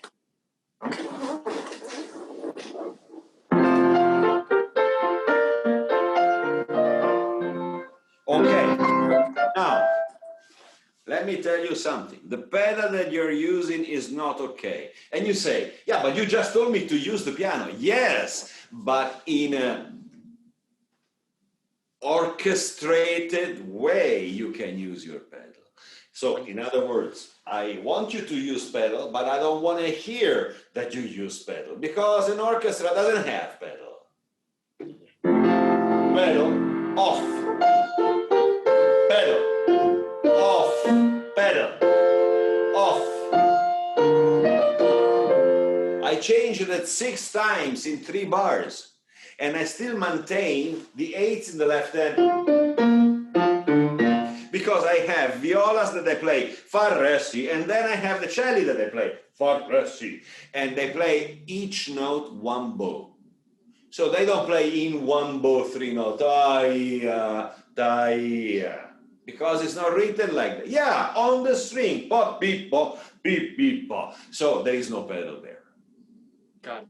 Is that clear? Yes, sir. Great. Let's do it.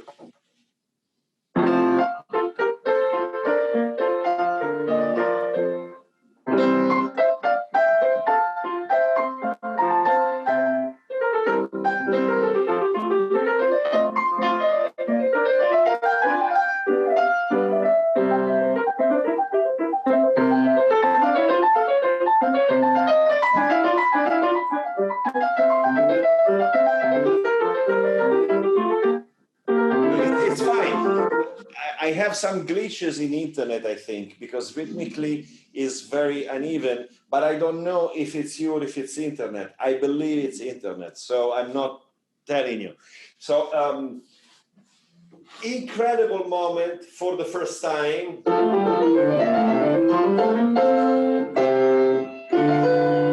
There is an unbelievable cadenza. That's where the exposition of the introduction of the tutti is about to end. And then he writes 2 bars of a coda. The most important moment is this. And then please let it go. So we need to have, I don't have bar numbers. When you have these 2 chords, please don't be scared. Open up. It's a tutti.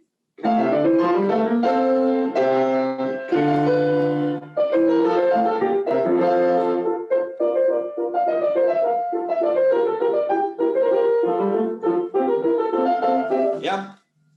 Yes. Fa, mi, pa, do, li, do, li, do, li, do, do, pi, pi.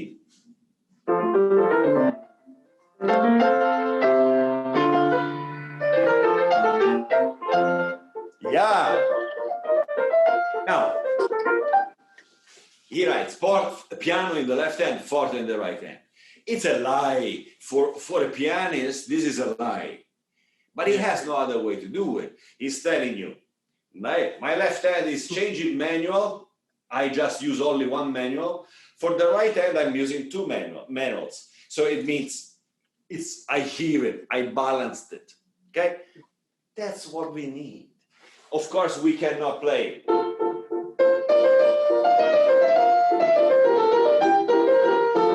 Because it's written forte. No, it's an indication that tells you the singer or the soloist here is playing. Let's don't cover him up.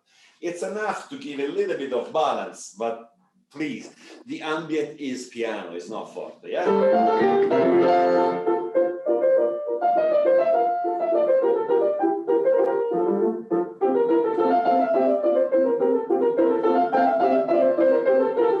Yeah? Yes, sir. That's right.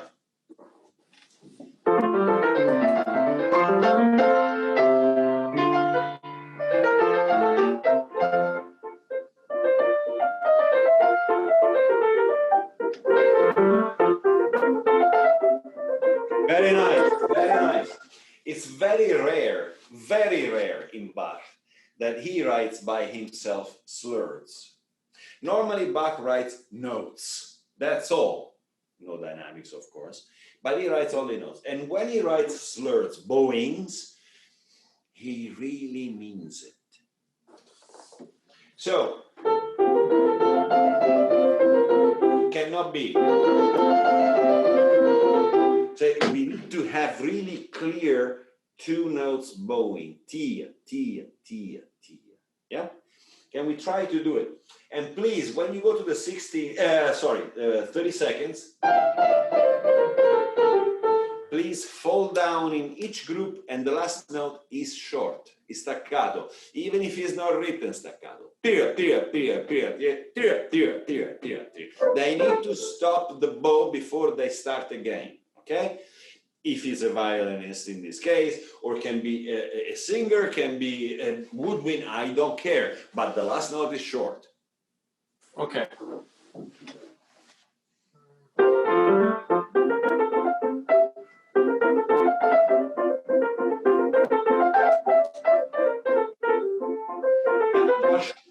The first group, are you playing 5-4-3?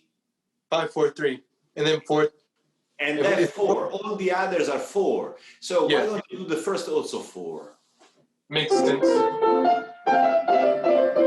All the same. Okay.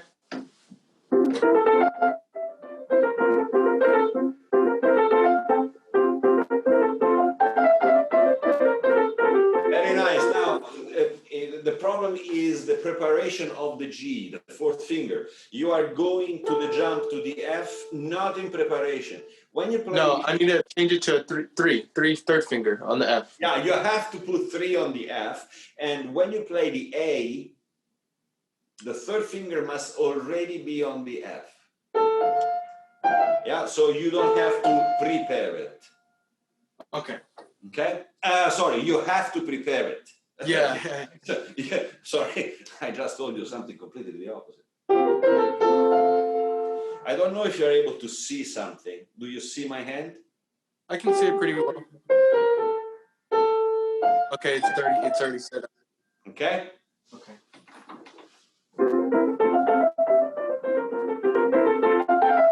Yeah.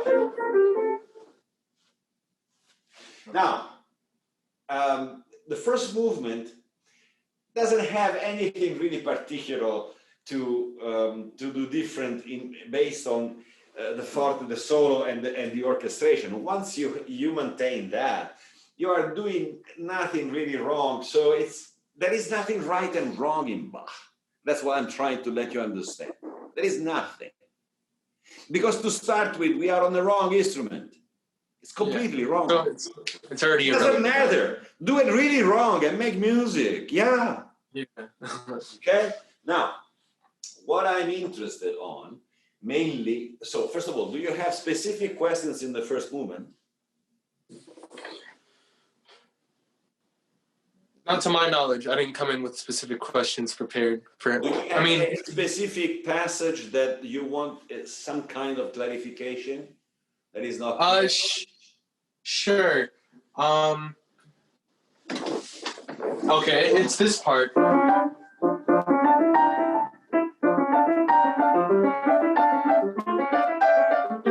And I just wanted to know, it's kind of two-parted. Which hand has the melody, the melody, and which hand, or for the right hand, because both of them are forte in this part. So I'm curious, which one has the melody? So, pianistic answer first. Your right hand has wrong fingers. When you go to the G and the B flat, you can't use 3-5. You need to use 1-5. So like 2-4 to 1-5? 2-4, 1-5, 2-4.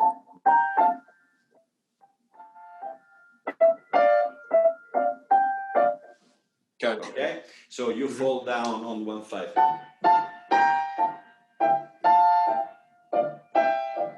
It's always the same. Okay. So that's the pianistic thing that I needed to tell you in that passage. Now, your question is smart. What is? I give you another parallel. You're looking at a concert grand piano, which is huge, okay? Mm-hmm. Then all of a sudden on stage, there is a little mouse that is running between the legs of the piano. Do you still look at the piano or you look at the mouse? Don't look at either. Close your eyes. Yeah. No, you have to choose where your attention is going to go. A piano. No, the attention is going to something that moves because the piano doesn't move. The attention goes to the mouse. So, very simple. Everything that moves has attention because it moves. Everything that doesn't move, you don't see it, you don't hear it. So in this case, you have 16ths in the left hand and you have 8 notes in the right hand. Mm-hmm. Left hand moves. Okay, yeah. So are 2 different types of forte. For Bach, there is no way to make that kind of distinction. He could have written piano, but as a structure in that case, we are still in the tutti. We are not any longer in the solo part. Yeah. So as a structure, it has to tell you forte. So I'm using 2 manuals from here on. Yeah. Again, we are using the piano, not the harpsichord. Yeah. So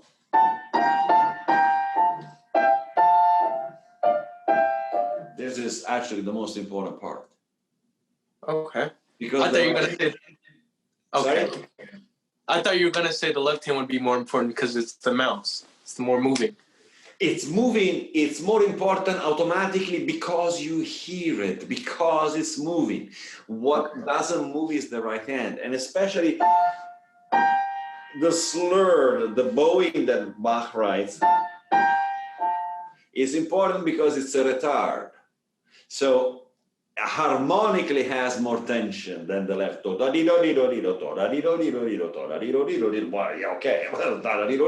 I hear it.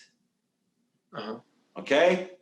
Got it. So what is for me very important is to actually talk about the second movement. Okay. And you might hate what I will tell you, like everyone else. They might think I am totally crazy. No. I am, but almost totally. He writes in an unbelievable way 2 different voicing.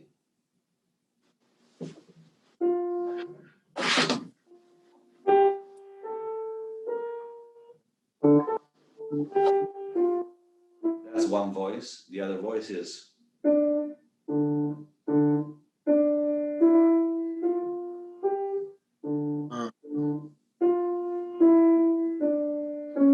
Now,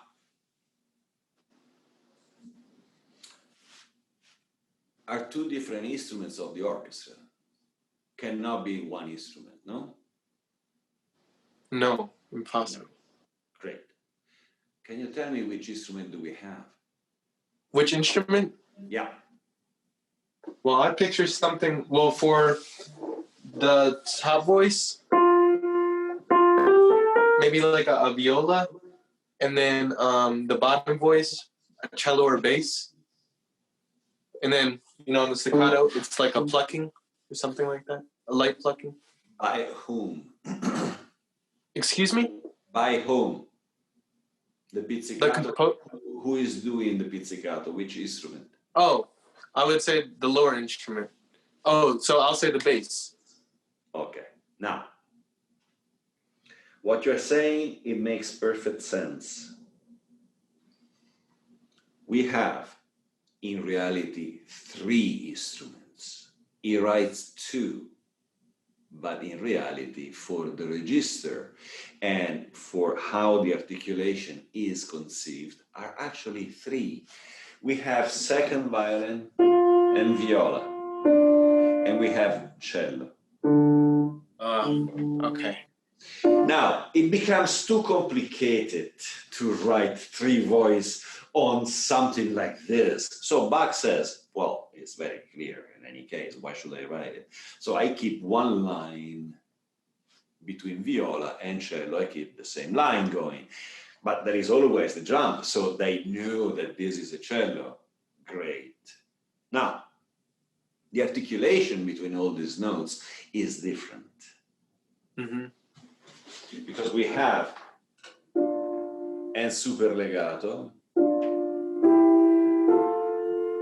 without voicing, and always, always for the entire piece, the ostinato, the cellos. And they always have to have same sound, same length.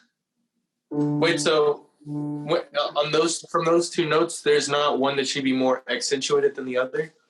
Never.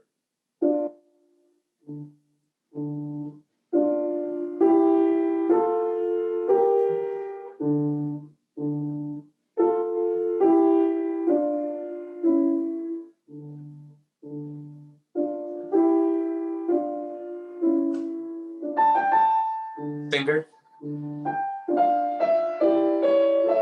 What did you say? I said singer, or soloist comes in. Soloist, of course. Can be a singer. Very, very fine if it's a singer. We cannot imitate the voice as we cannot imitate the flute or the harpsichord.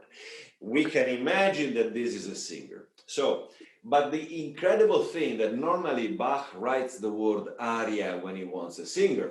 Go to the second partita.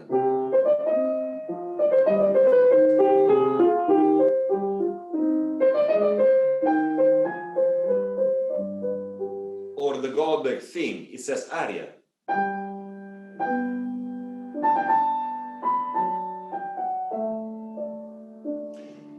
For this piece, he doesn't write the word aria. He writes only andante. And normally when he's a singer, Bach doesn't use so many notes. Yeah, that makes sense. So Too many. Maybe it's too many notes for a singer. So maybe it's an oboe. Or a violin. Well, why not a Or a violin? violin. It doesn't matter. Still, you can't imitate that. Now, Okay.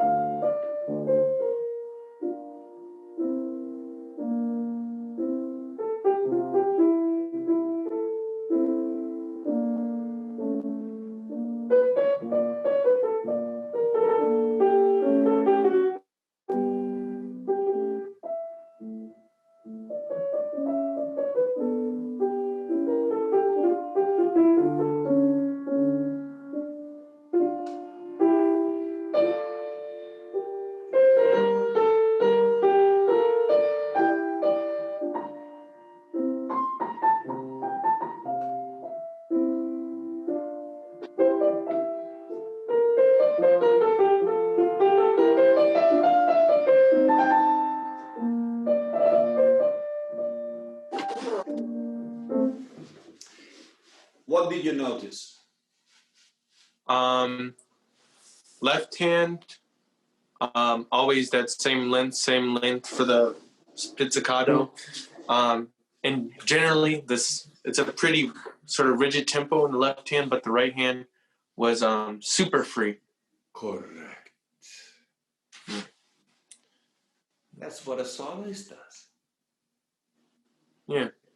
Your right hand is free in the articulation, in the agogic, in the tempo, in anything you want to.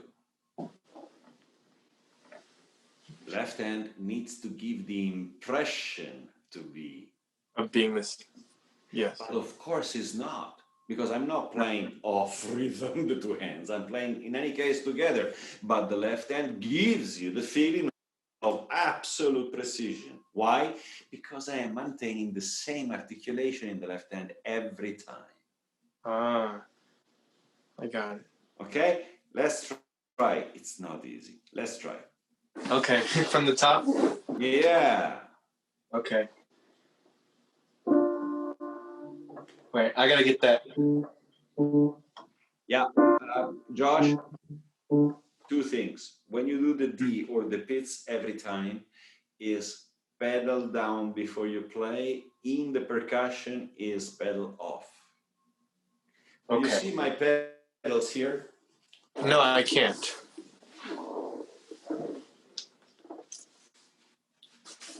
Now you do. Okay. Down.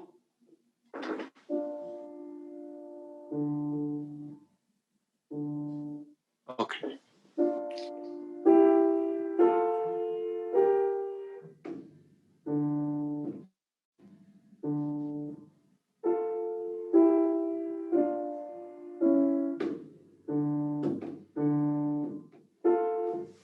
You understand? I understand. That's right. I don't know if you'll see my feet. Doesn't matter. I hear it. Okay. Wait.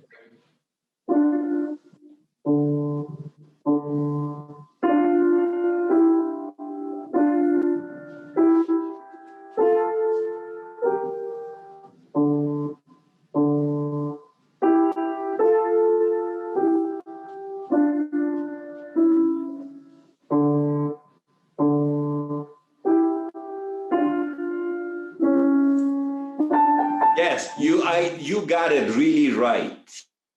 Don't you think now that you were focusing on the pedal? Don't you think it's easier to play like that? I think, I don't know, that maybe, probably, but yes, I'll say yes. No. You need to say what you feel. Is it easier to play these two notes like that, or it's more difficult?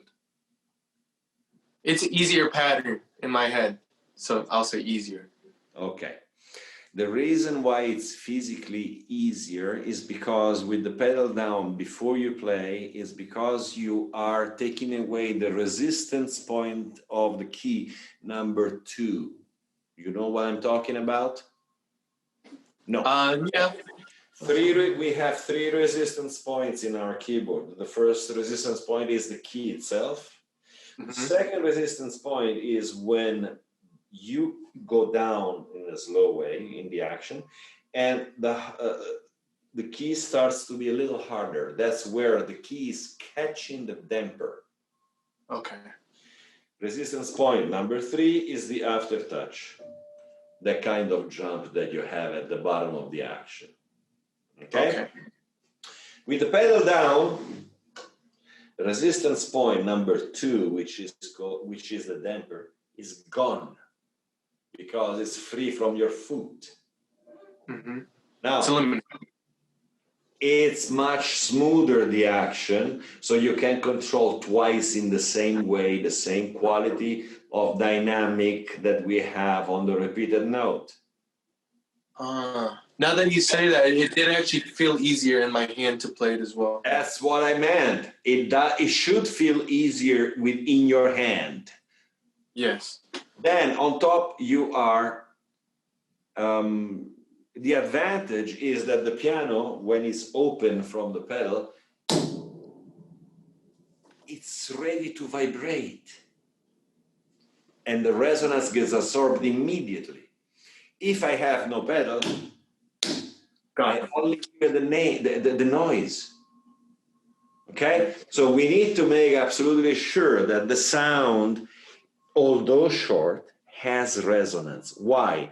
Because the pits of a cello, the cello doesn't have dampers. Mm-hmm. A pits can be very long in a cello. Boom, boom. It's not tack, tack. It's not that. Okay? So that's why it's important to actually have pedals.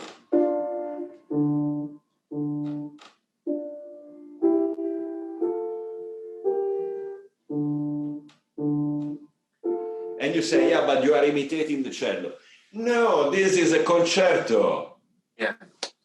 It's a piano, and this is a concerto, and it is orchestrated.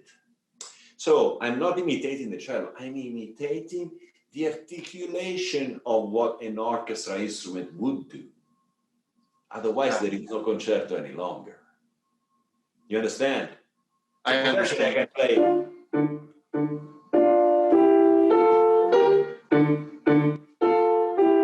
There is no indication that is right or wrong. There is no indication, but I'm not doing a concerto. I'm doing something else.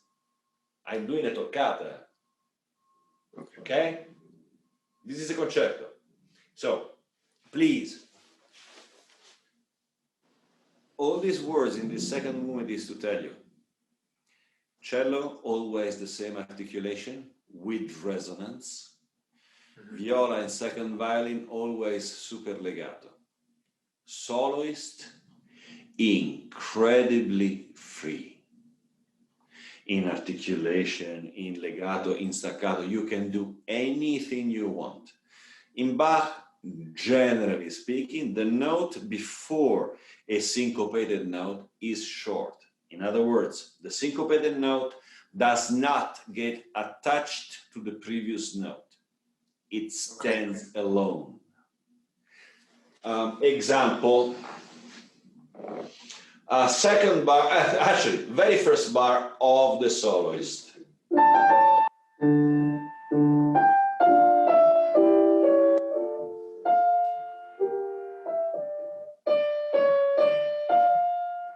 That's good.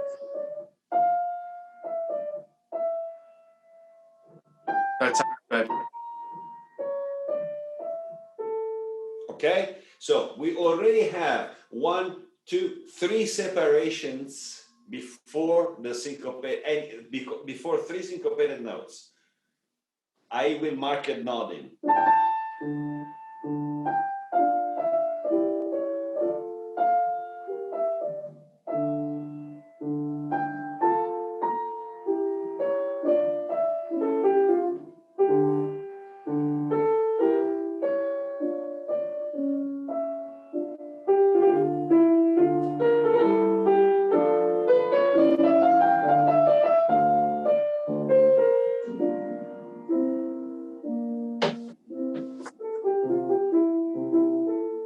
And please use dynamics without fears, because we are using the piano.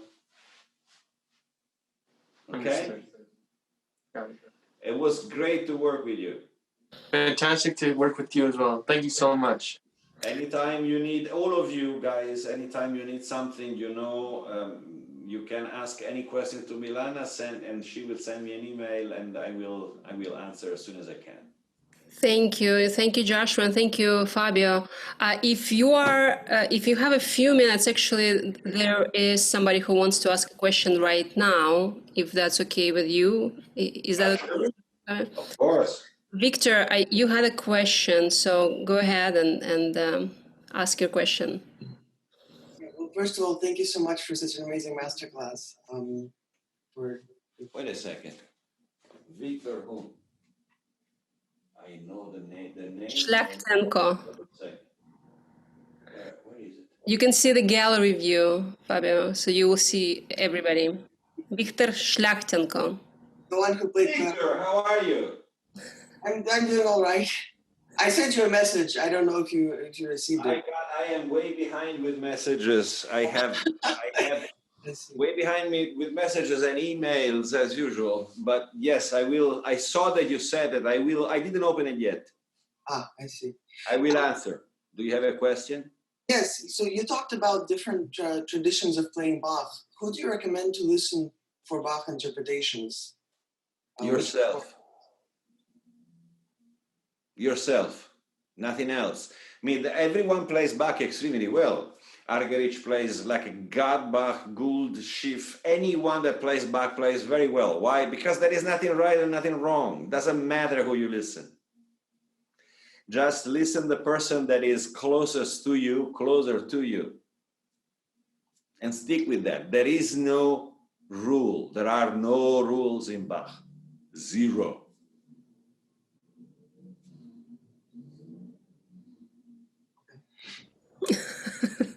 Anyone else has any questions? We have quite a few students, I know. Shu Hang, good to see you. I don't see your video, but I know you're there. Anyone else has any thoughts, comments, ideas? All right. I have one more question. For the Beethoven Tempest at the very beginning, the eighth notes, tia, tia, tia, tia, tia, tia, tia, tia. What is Beethoven representing with that motivic idea? What is Beethoven representing? Yes. I can tell you what I have in my mind, but what Beethoven is representing, I should be able to give him a call, but it didn't answer yet. Hopefully soon. For me is a trip that goes to find the person that he wants to find for. So we are in the beginning of a trip in the middle of the night, in a carriage or in top of a horse. And he has accidents because he stops pretty many times in the beginning. And then he keeps going. Finally, he goes in the right direction. He found the right path to go in the direction that he wants. But that's me. Thank you. Thank you. Well, if nobody else has any questions, I want to thank Maestro Bidini. Thank you so much for joining us. If someone has a question. Yeah, Milana, may I ask a question? Yes, Is that okay? Steven. All right, thank you. First of all, Mr. Bidini, thank you so much for hearing us. I just have a question about Beethoven. Because how would you,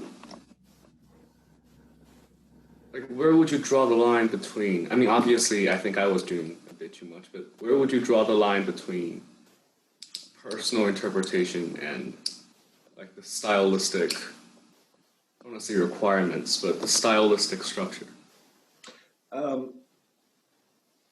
It's very difficult to give a very clear answer to that. What is important to know is that Beethoven, based on his writing, is never writing for the piano. He's always writing for orchestral, for orchestration. So it's an orchestra that plays.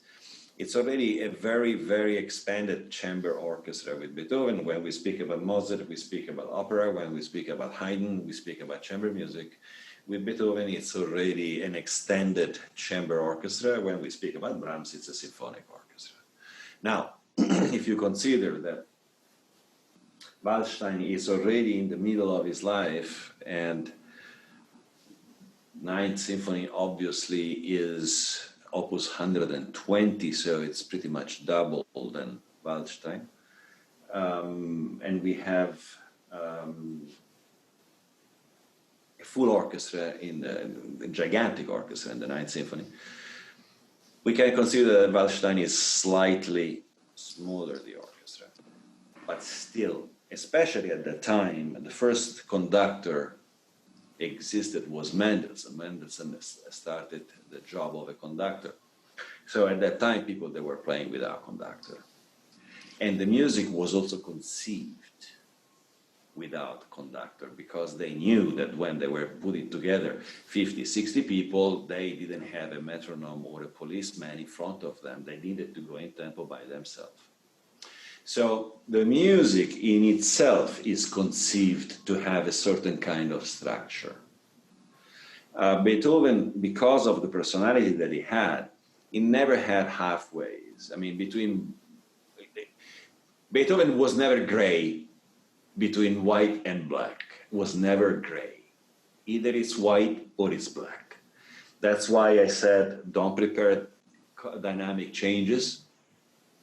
Then, of course, there is some kind of flexibility in the tempi, also in between the phrases. You will never play and you don't. The second thematic, the second thing, at the same tempo of the first.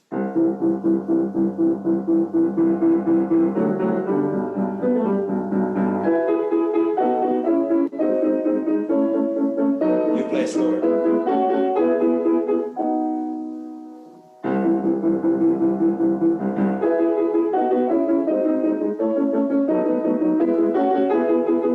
That's too fast for the second theme. I agree with you.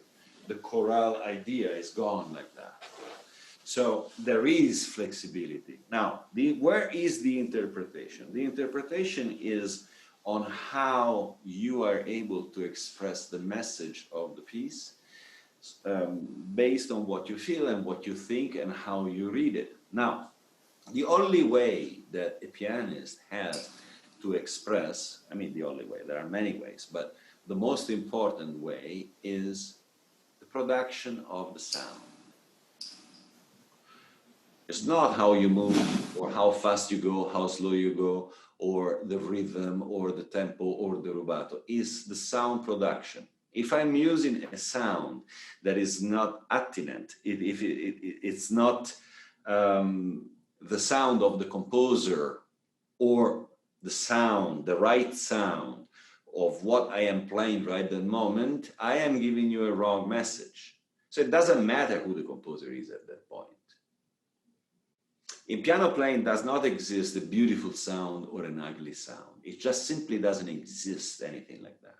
Exists the right sound and the wrong sound. If you have the right sound, then stylistically you are telling me that you are playing Beethoven. If you have the wrong sound, I don't know what you're playing. Now, same thing goes for timing, for rubato, for tempo, for underlining. For instance, in a couple of spots,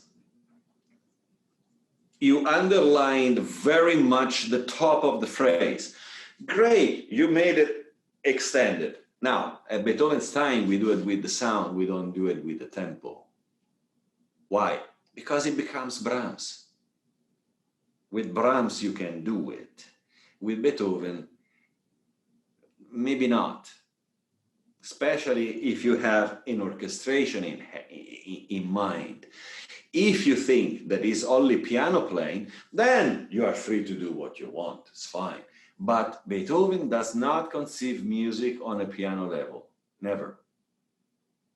Never. It's only orchestrated, going from trio, quartet, quintet, small chamber music orchestra, extended chamber orchestra. That's how he writes music. There is really nothing. The only melody that he writes, the longest melody that he writes in his life, where he actually is using a singer, and it's the first movement of 101 Sonata.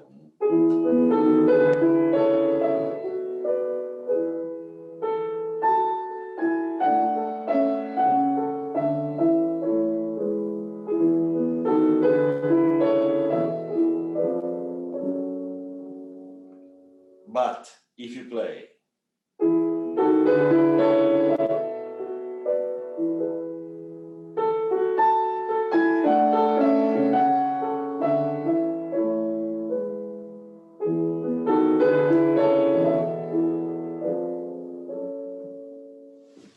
you say, yeah, but that's my interpretation. Good.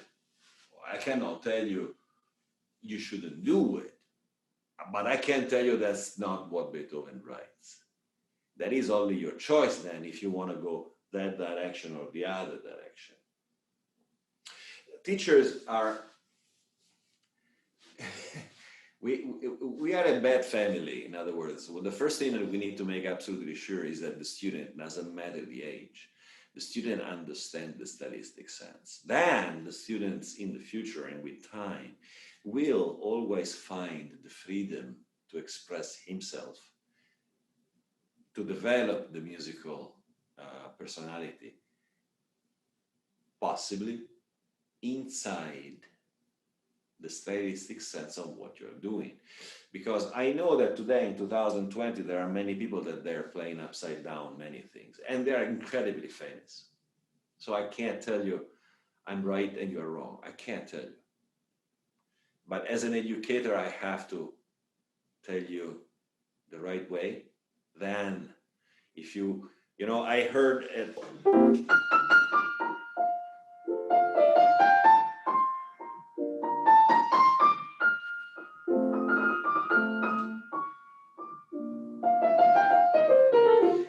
But second piano concerto is not like that.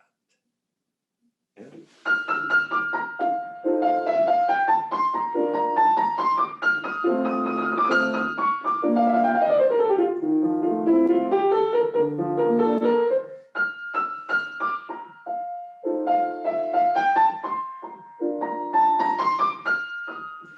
I I'm seasick. I had severe physical problems. Next question. Well, I don't see any questions. Fabio, we miss you. You know, we've been doing this Beethoven sonatas complete cycle, and I think this anniversary, Beethoven anniversary, is going to be extended for another few years. That's fine. So we really hope you will join us sometime when it's safe to travel, and would be wonderful. I know Raniero and I will miss you very much. So, Be there, guys. and a dish of carbonara is waiting for you. So. Anytime. All right. I want to thank all of you students and all of our audience members for tuning in. We did go overtime, big time, but I'm so grateful, Maestro, you had this time to be with us. And thank you so much for Lang Lang Foundation for organizing all the young people. Good luck with everything you're doing. Stay safe, practice. This is perfect opportunity to practice right now and learn new repertoire, right? So, and listen to a lot of wonderful music. So enjoy and thank you, and we will see everybody soon. Take care. Ciao Fabio, grazie. Ciao. Thank you. Thank you.